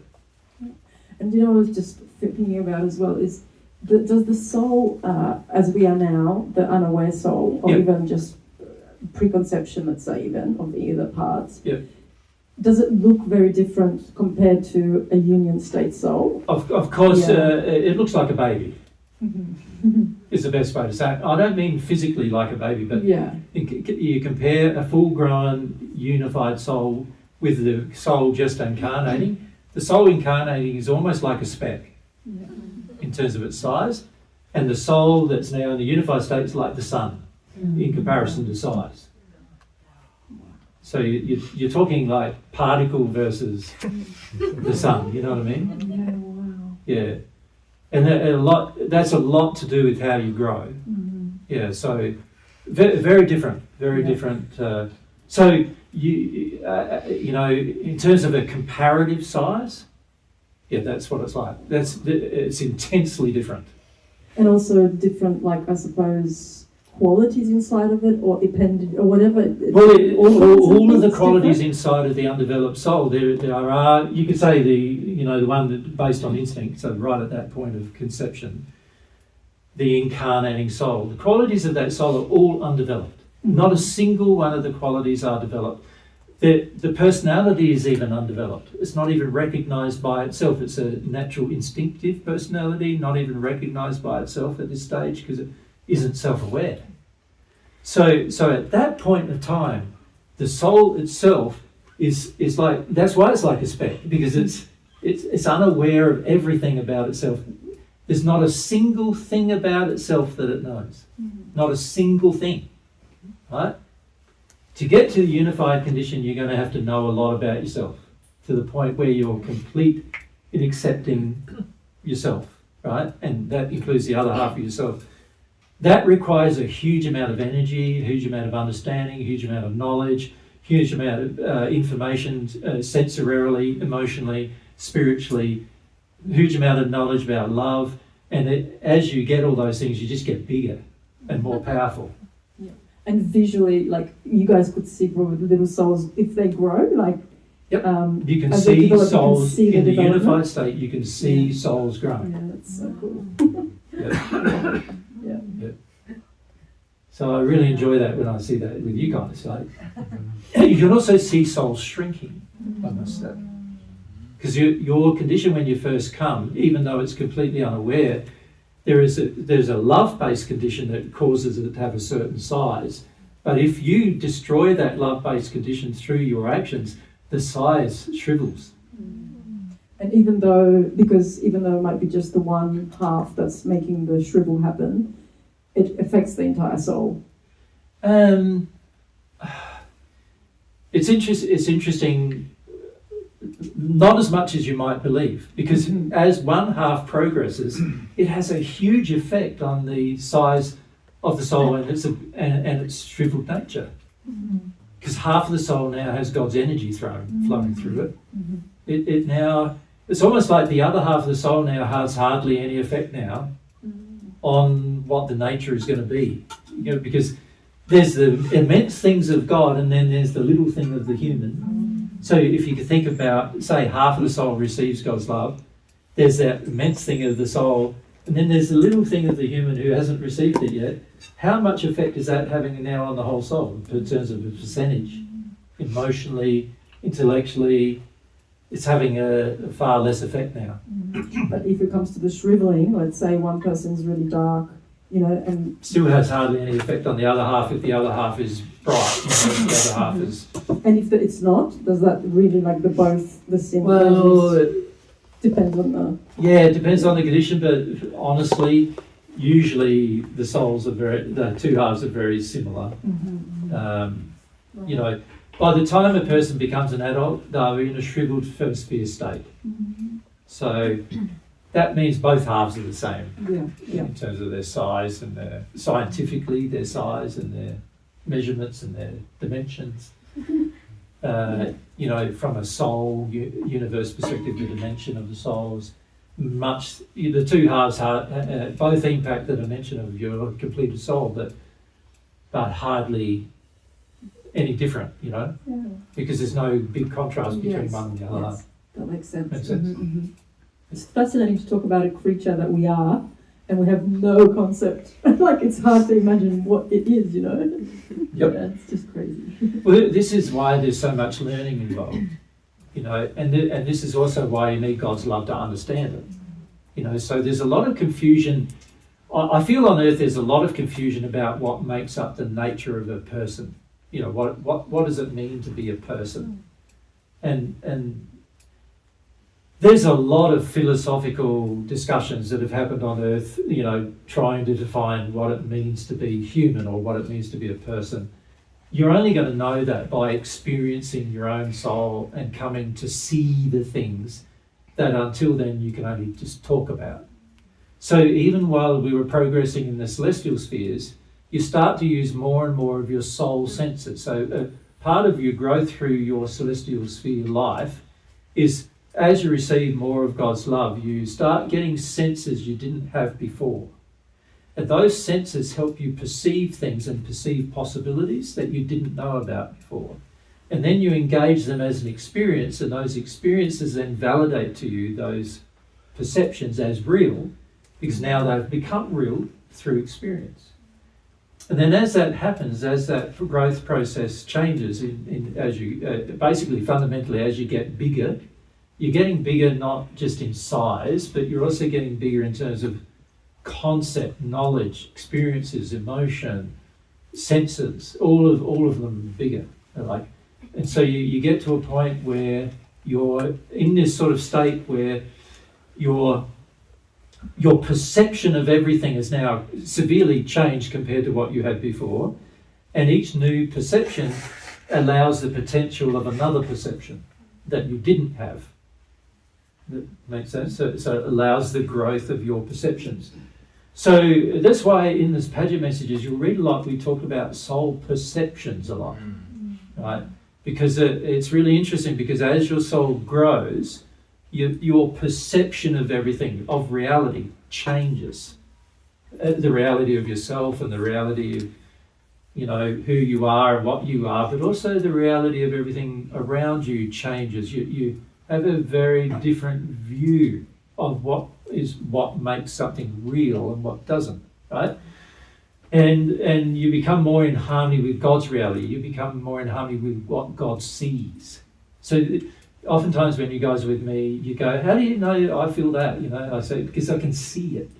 Like, not with my eyes, but with my soul perceptions, I can see that thing, right? And I can describe it to you often more than you can describe it to yourself, right? And that's what happens. Your perceptions grow and grow and grow as you grow, and you become more and more aware as a result. And your awareness grows in every facet of life. So intellectually more aware, emotionally more aware, things become easier to you, easier to understand. You know, like 20 years ago, I was, trying to learn about the operating system Linux, right? 20 years ago. And it took me weeks and weeks to learn about all the different commands that I could use and all that kind of stuff. Now I can just read something once and do it. You know, so completely different. Make sense? Yeah. Like your awareness intellectually changes, your emotional connection to that changes. It's not like, it's just you become more and more aware, right? So instinct turns into experience. So what started off as an instinctual experience, which is every one of us had to do in order to get here. Every one of us had to be incarnated in order to start recognizing who we are. So that's the process of incarnation. And we, in the spirit world, we call that the process of individualization, because you become aware of yourself as an individual, right? So that process of individualization, which is very important for you, because you need to know who you are before you can interface with the world around you, the universe around you. You need to understand your place in it, right? And your place isn't in part of your family or your friends or your job or whatever. That's none of that.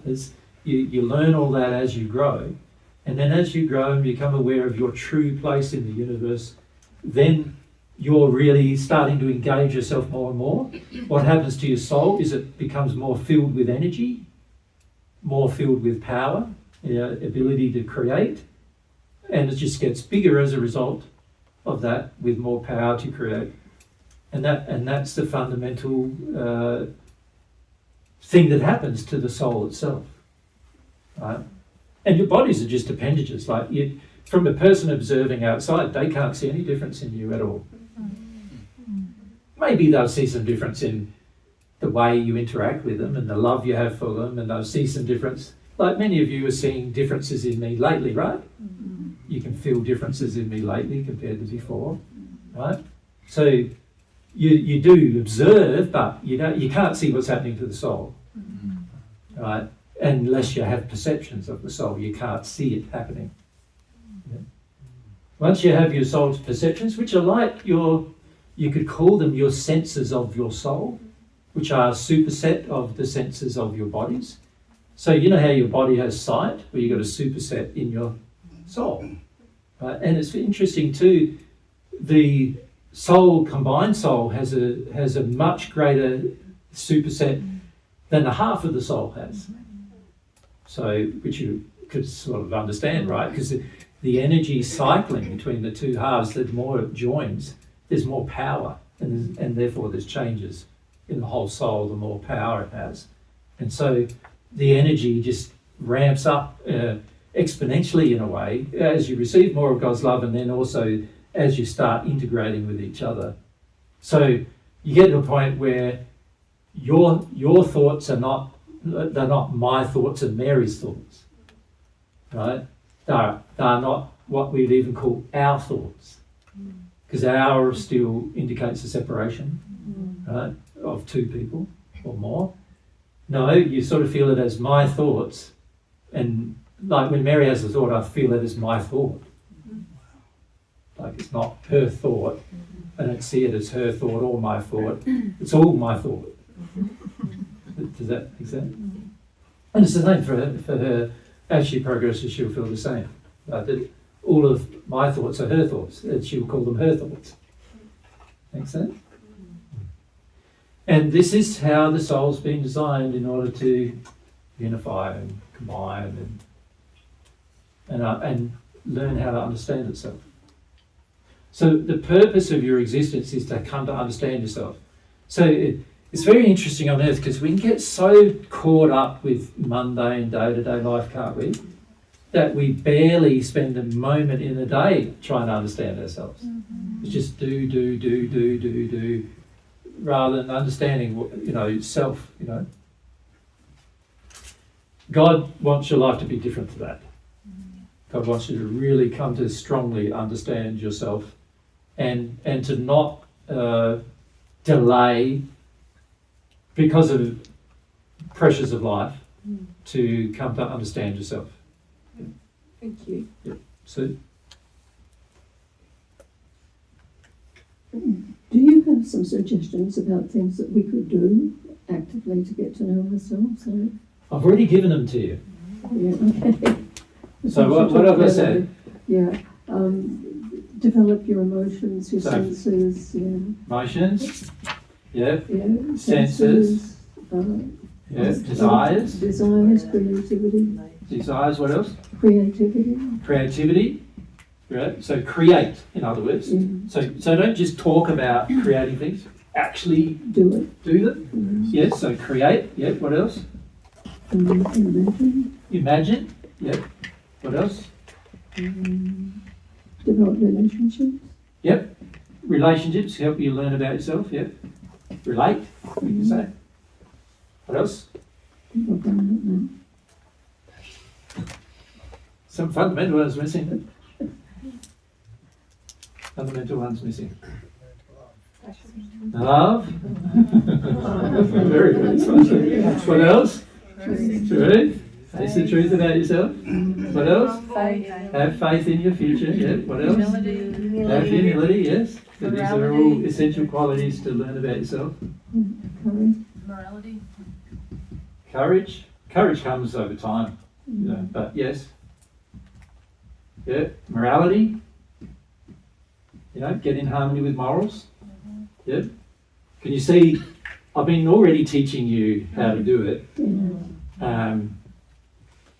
Even though I haven't sort of talked about how it's all affecting you doing it, but I've already been teaching you how to do it.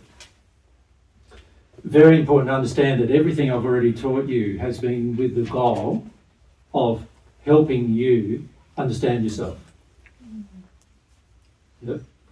And so, You can see you shut down your morals, you're not going to understand yourself. You shut down love, not going to understand. You shut down truth. How can you understand yourself without truth? You can see the most important ones are going to be, aren't they? Yeah, those four things, aren't they? Because without being humble, how are you ever going to seek the truth about yourself if you're not humble? Of course you're not.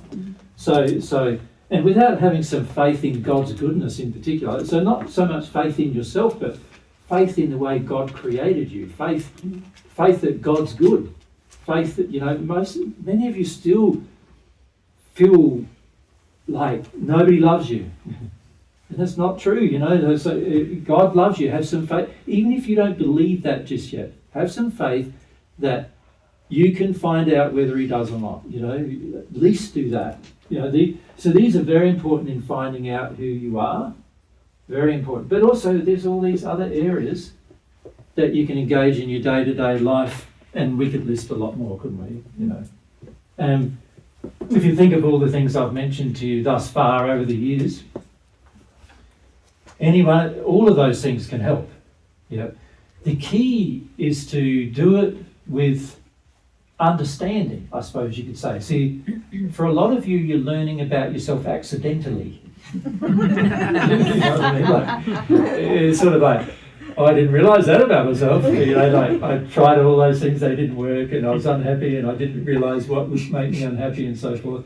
And so I learnt about myself as an accident. Well, a person who really grasps God's truth, really grasps divine truth, doesn't continue to do everything by accident. They do, most of what they do with purpose. Yeah? Very important to have a purpose, because, of course, one of the biggest things you were gifted was will, and you need to learn how to use it. Yeah? You need to learn how to use your will in a positive, effective manner.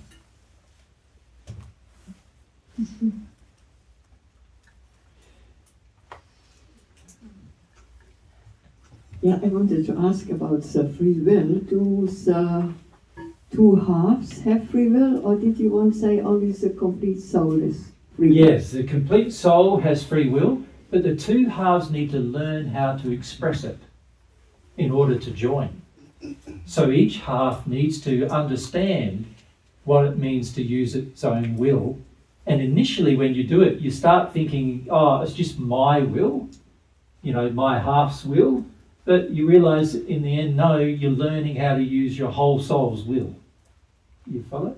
Yeah. So it is a whole soul thing. All of these qualities are actually whole soul things eventually. You have to have them, in order to unify, you have to have them to the same intensity, to the same amount, at the same time. So that's how you unify. That's what removes the barrier. So the whole soul you could think of as like this.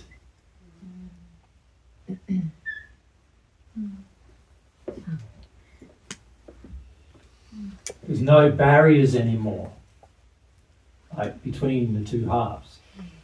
Yeah. And to do that, each of you need to learn how to use everything. So each of you need to learn how to use truth, how to have faith, how to have humility, how to have morals, how to have courage, how to live in harmony with love, how to use your senses and have desire and create. And both of you need to learn that in order to unify. Now, of course, if one half of you have learned that first, can you see it's a lot easier for the other half to learn it? Because they've got half to rely on now. So they've got the experience of the other half to rely on, right? So that can be very, very helpful, as you can imagine. Right? Also, there's no such thing as a half of the soul receiving God's love. So when you long for God's love, it's not just your half receiving it. The soul is receiving it. The whole soul is receiving that love, right? So the whole soul is having that experience. It's just the consciousness of the other half has yet to be aware that it's having that experience. Right? But it's still having it. So when you receive God's love, you are affecting the other half of your soul because the whole soul is if receiving God's love. You can't, half of you can't receive the love. It's the whole soul that receives it. Right? So this is the power you have as a half, is you can affect the whole. And if you think about it, that's very good, isn't it? The more you do, so rather than trying to find your soulmate, the more you do for your half is a natural attraction for the other half. Right? So you don't have to go out searching. You just got to do. Have the experience, the will-based experience where you're having the experience. You've got to go have that experience. You have that experience. It's going to attract the other half to your experience because the other half is actually experiencing it but without awareness. And eventually they will become aware. They have to. Because their soul is going to have an impact upon what they become aware of. Of course they can do the same you used to do. They could shut down their senses, shut down their emotions and be really stubborn and be really, they can do all of that too and not be aware for a long time as a result. They can do that. Right? Does the pain of sin, is it more excruciating for half of the soul if the other half is actually in a higher state of love? Half for yes. You mean for the half that has not received it? Yeah, is that pain? Yeah. Let's say the female, you, Di, have received some of God's love. If this person is more in resistance to this love, then yes, they will be having a tougher experience. Okay? Mostly because their soul is aware of things that they're refusing to be aware of intellectually and emotionally and sensorially. So the soul has awareness that they have yet to assimilate, and as a result of that, there's going to be some pain associated with that. But that's also a part of their growth, because once they realise that, they realise, something's up, I've got to find out what's going on. France? So my question connects to the questions before, and as well to what you said about God's love coming from outside the universe and into our souls or into the created. So at the same time, on the process, like when I've received bits of God's love, but shriveled up my soul at the same time, like with the absorbed and self-developed sin. Mm-hmm. What does God's love do in the creation and in the individual experience then? Like coming from the outside. So what's your question really though? My fantasy would be that, it is then a huge disharmony between evil and God's love, which is of God, Yeah. Yes, if you receive God's love, there is a bigger disharmony in your own soul between the sin you still retain and the love you have. That does have some effect on you in terms of the pain you're in. And while you retain it, you become more aware, sensitively aware, and sensorially aware of the sin and its creations. And as a result, it creates more motivation generally within the person to get rid of those sins.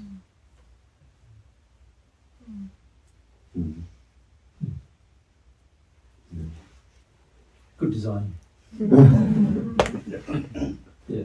Remember, a part of God's feelings about your sin is to redeem you from them, because God knows that you suffer from them, from your sins. See, many of us believe we don't suffer from our sins, that we suffer from being good. And that's not actually true. You suffer from your sins, right? So, when you receive love, quite frequently there will be points of more suffering when you're still in sin in different areas of your life that you need to fix. That makes sense? And that causes you then to fix those areas of your life, to make changes in those areas of your life. it'll go from what you eat right the way through to how you act with people, right the way through to your experience with God. So you'll actually find that you'll get 5 years down the track in receiving some God's love, you realise you can't eat the same things anymore. For example, the things you used to eat that harm your body, you can't eat them anymore. Your body reacts badly every time you do. So a lot of people believe that they're getting worse, like, oh, I used to be able to eat that, I must be getting worse. But actually, you're just more sensitive to the disharmony in what you're eating, so you're actually getting better. Better on a soul level, but more sensitive to the pain. More sensitive to the pain you're causing, acting in disharmony to it. So for example, I used to be able to eat a whole, 2 solid litres of ice cream in one sitting. Yeah. That was pretty common. I used to buy a 4-litre container of ice cream, put a knife down the middle, put that a couple of bowls, and that's what I'd eat, covered with chocolate syrup and everything. If I ate that now, I'd get so sick and vomit and whatever. I can't even do that. Wouldn't even be able to do that. Make sense? I used to be able to. I used to have a whole collection of wine, top quality wine. Used to have a whole collection of it. It cost me tens of thousands of dollars to buy. And I was like really into it, and I loved the taste of it, and I sampled the taste and whatever. If I had just one glass of that now, I'd get very, very ill. Yeah. The more you change, the more you get in harmony with love, the more, even in your body, you can feel the disharmonies between what you eat and what you should eat, things like that. Yeah. So I just had a bit of awareness caused me to give up eating meat altogether, because I had a bit of awareness, a bit of growth in love, and I went to my restaurant. I think I've told you this story before. Went to my restaurant had 2 of my favourite meals. The restaurant was called Blues, and I had my 2 favourite meals that I liked back then.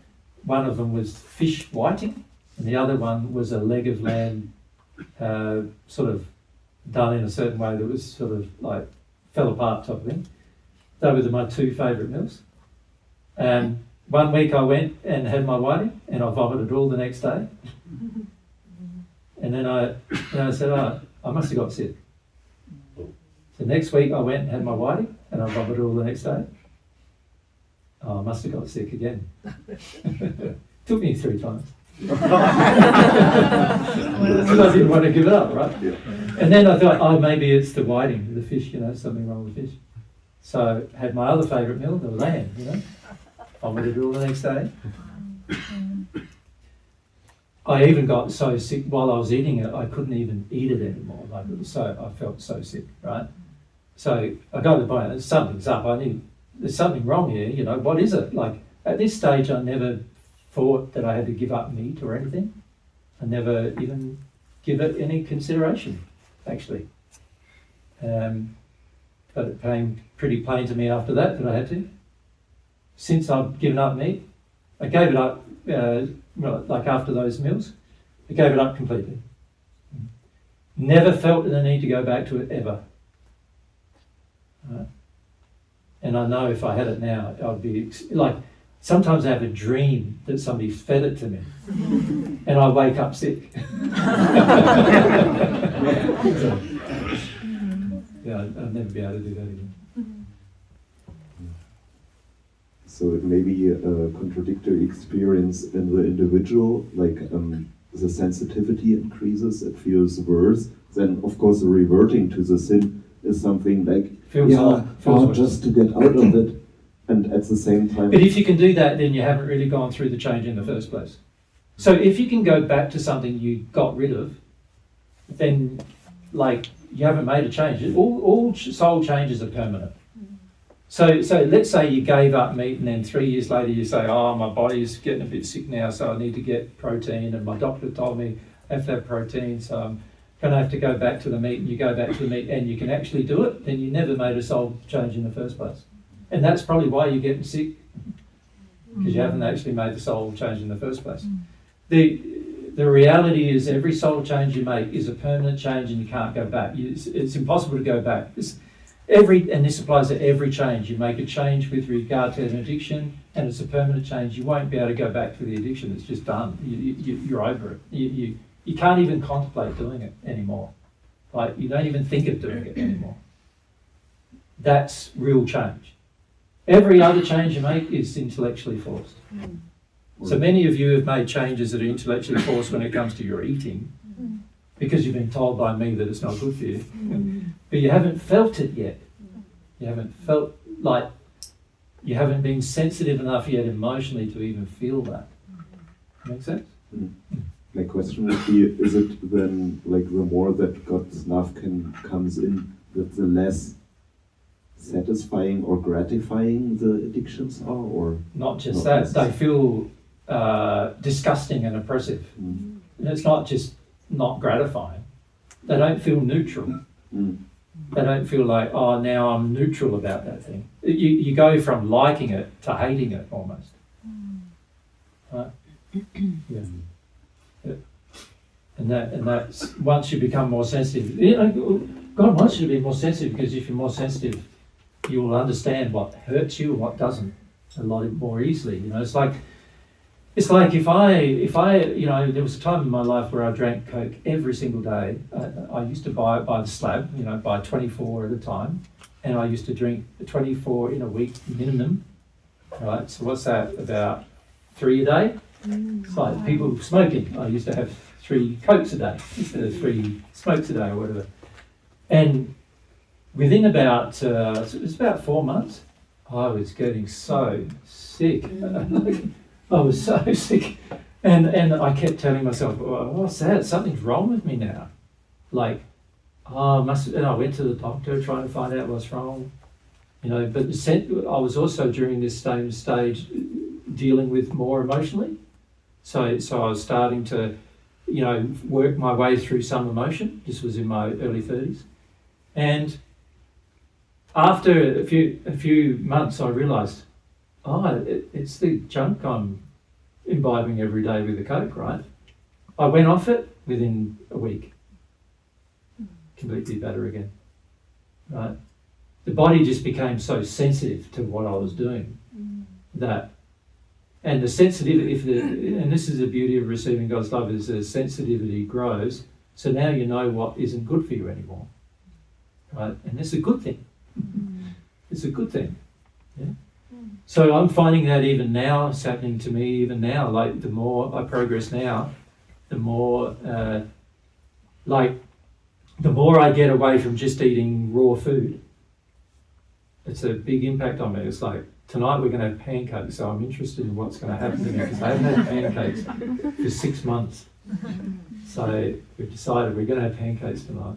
So we'll see what happens. See, it's like, this is how I sort of treat it too, like an experiment, like, what's going to happen? I'm not that convinced it's going to go well. Given the fact of how, processed it all is and everything.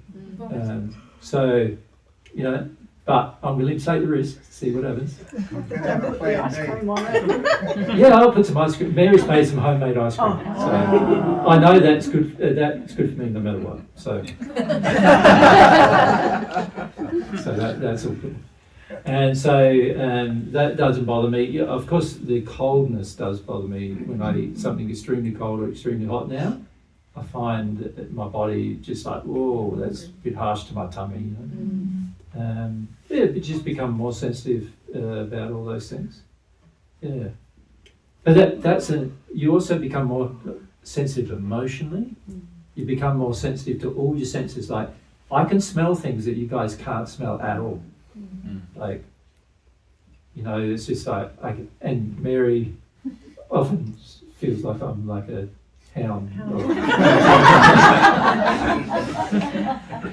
Smelling everything. It's like everything becomes more. I can hear things that most of you can't hear. Many of you who've edited video and audio, that I can hear things you can't hear, and I also know where it is and why and when it happened. I never used to be able to do all that. So my eyesight's improving all the time. I'm having it every time we go on a trip now. I have to go and get new glasses. It's very frustrating because by law I'm required to wear them, and you know, on my driver's license it says. And so I have actually gone through 8 pairs of glasses in the last 3 years, trying to get new, like with new prescription. I find that very frustrating because it's sort of like, it's slowly changing. It's not just changing overnight, as you'd expect, right? Because everything slowly changes.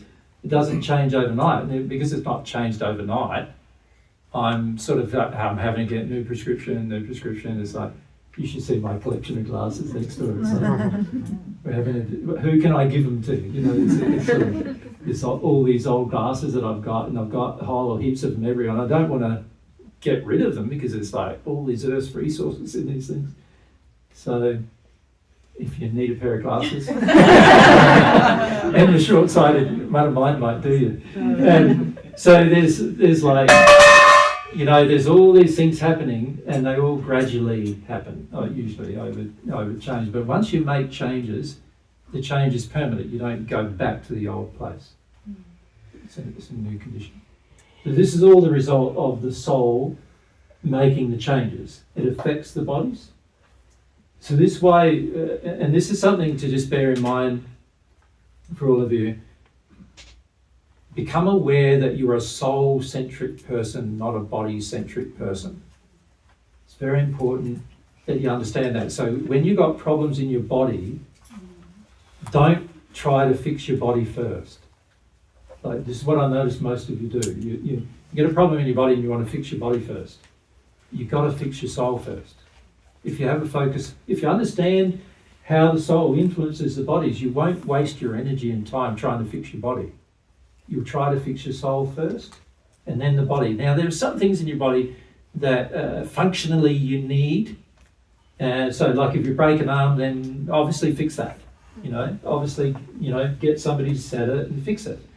But there's other things that you just got to tolerate the pain and suffering until you work through the emotion. So I generally find that once I work through the emotion, the body rights itself and everything comes good again, and then I'm good again. And I also find that when you're in disharmony, the time when you're in the most disharmony is when you still have the sin, but you're just learning about it. That's when you get in the most disharmony, because you're learning about it before you're in denial of it. And so you're not in disharmony with your sin so much then. But as soon as you become aware that you're sinning, but you're still sinning, that's when you're in the most disharmony. And that's the time when your body pain ramps up. You understand? And then, and if you become aware of who you are scientifically, what you are, you can do a lot to understand how to fix a problem in your body, even, you know, by fixing your soul. Very important for your future, that. Because it's like, what I see is a lot of us, we waste our time on dealing with things that actually are not going to fix us. Yeah? So when you have pain and suffering in your body, frequently we waste time trying to fix the body, when actually trying to fix the body when your soul is already causing the trouble is working against the law to try to fix something. You got to work with the law. Once you understand the law, you realise, wow, I've got to fix my soul first. So since I understood that law, which in this life I started to understand that in my mid-30s, once I understood that, I gave up trying to go to doctors and everything. I just gave the whole thing up, and just the only time I go to a doctor is if I'm in extreme agony and suffering from some kind of thing that happened to me. That I just need to know what happened to me, you know, so they can do a test and see what happened to me. But, you know, that's not very often. I think last time I did that was 4 or 5 years ago, maybe, longer, in 10 maybe. I broke a toe, and I just felt pain in my toe, and I didn't know I'd broken it, so, and yeah, and then another time I had some terrible pain in my testicles, and I thought something had gone wrong with it. Interestingly, I felt some emotion, and the very next day it was fixed. So, yeah, but I thought it was like I die from it. That's how bad the pain was. So, you know, you sort of you work through the things, but you're going to find when you get out of denial and into some acceptance of your own sin, there's going to be a traumatic part in between then where your body seems to be packing up on you, because there's now the inner disharmony that you become consciously aware of, and that does cause disharmony in your bodies as well. Make sense? So the key part of all this is understanding the soul and how it works, right? And Mary and I have spent most of our life in the last 2,000 years trying to understand our soul, because in understanding our soul we can grow and change and therefore have more capability and capacity, right?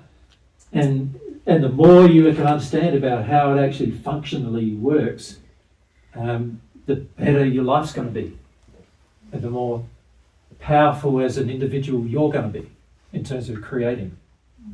Yeah. Anyway, I must be getting pretty late now, is it? It's after 6, right? Yeah. Time goes fast when you're having fun. So you've just sat down for 6 hours, guys. Sorry about that. Yeah. Didn't seem like it? No. Well, that's good. It's dark outside, so I kind of Yeah, it's quite really dark. You can see that one thing is the more you learn, the more you realise, I could ask more and there's more to learn, and this is the fascinating thing about living with an infinite being. You always realise, there's more to know, more to understand. It's really wonderful, to have that sort of, that childlike curiosity developed in everything. Can you see when I talk about these subjects, everybody sparks up and, interesting, and wonderful. Talk about morals and stuff. So, it's just, I find that interesting, we talk about some of these things and there's a very deadening of the senses in that location or that area, and as a result of that, frequently what happens is we don't understand that our desire to understand something is influenced by the sin we're in and the lack of development of our soul in terms of being interested in everything. You can see when I talk to you, I'm interested in everything about it. So I'm as interested in morals as I am about my interest in the universe, right?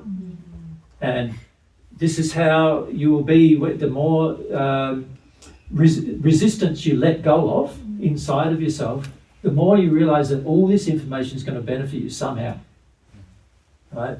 And particularly the personal information is going to benefit you the most, right? So you start realising, it's important to get personal information as well as universal information. So what I've been doing the last few weeks is presenting you with universal information, right? Some of which you've heard before, right? But other parts of it you've not heard before, right? A lot of what I've said today, haven't really heard before, even though I've actually said it. And so this is good. This means that there's more openness to wanting to know, wanting to understand, being interested. But the personal development of the condition is going to determine to a large degree what you are capable of understanding and doing in your future. Very important to understand that principle. So next time we get together, we'll be talking more about the human, what makes up the human, the parts of the human, the effects of different parts of the human on other parts of the human, and so forth. But bear in mind that all of this discussion is for the underlying goal to help you see the necessity for development, for perception growth, for change, so that you develop a desire inside yourself to change. Yeah. Good, eh?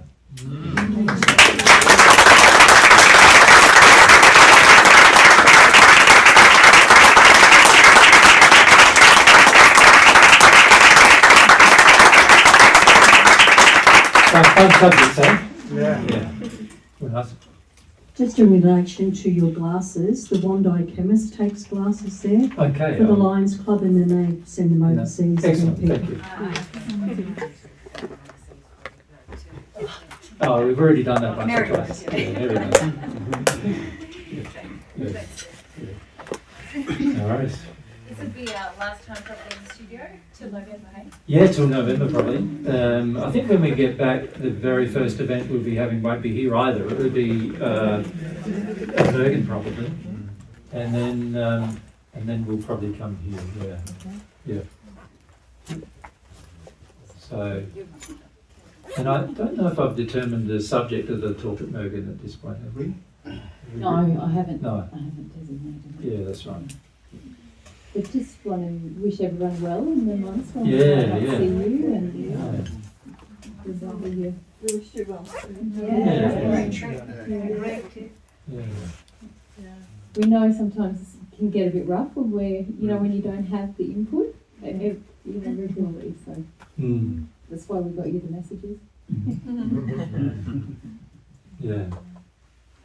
Yeah. So we're hopeful that as when we go away, because the last time when we went away, I felt there was learning, wasn't there? Yeah. Where you learned a lot of, not necessarily good things, but this is a part of your learning, you know what I mean? Like you learn what's wrong as well as what's right, you know? And you need that for growth, to know what's wrong as well as what's right. So I'd encourage you all to experiment with things and do things and create and make a mess, make mistakes, learn from them, clean up after yourself after you made a mistake, all that, you know, because that's part of the soul's learning process. Yeah. What we're going to do overseas is talk a bit about this, but on a bit of a more rudimentary level perhaps, but now a lot of people will hopefully hear some of this as well, so we've sort of prepared them for a coming discussion. And we're also going to talk about the law of change specifically, because that's something we see is a problem amongst people listening to divine truth, is they listen, but there's not a lot of change. And you know, what happens when you're resistive to change is very important to understand.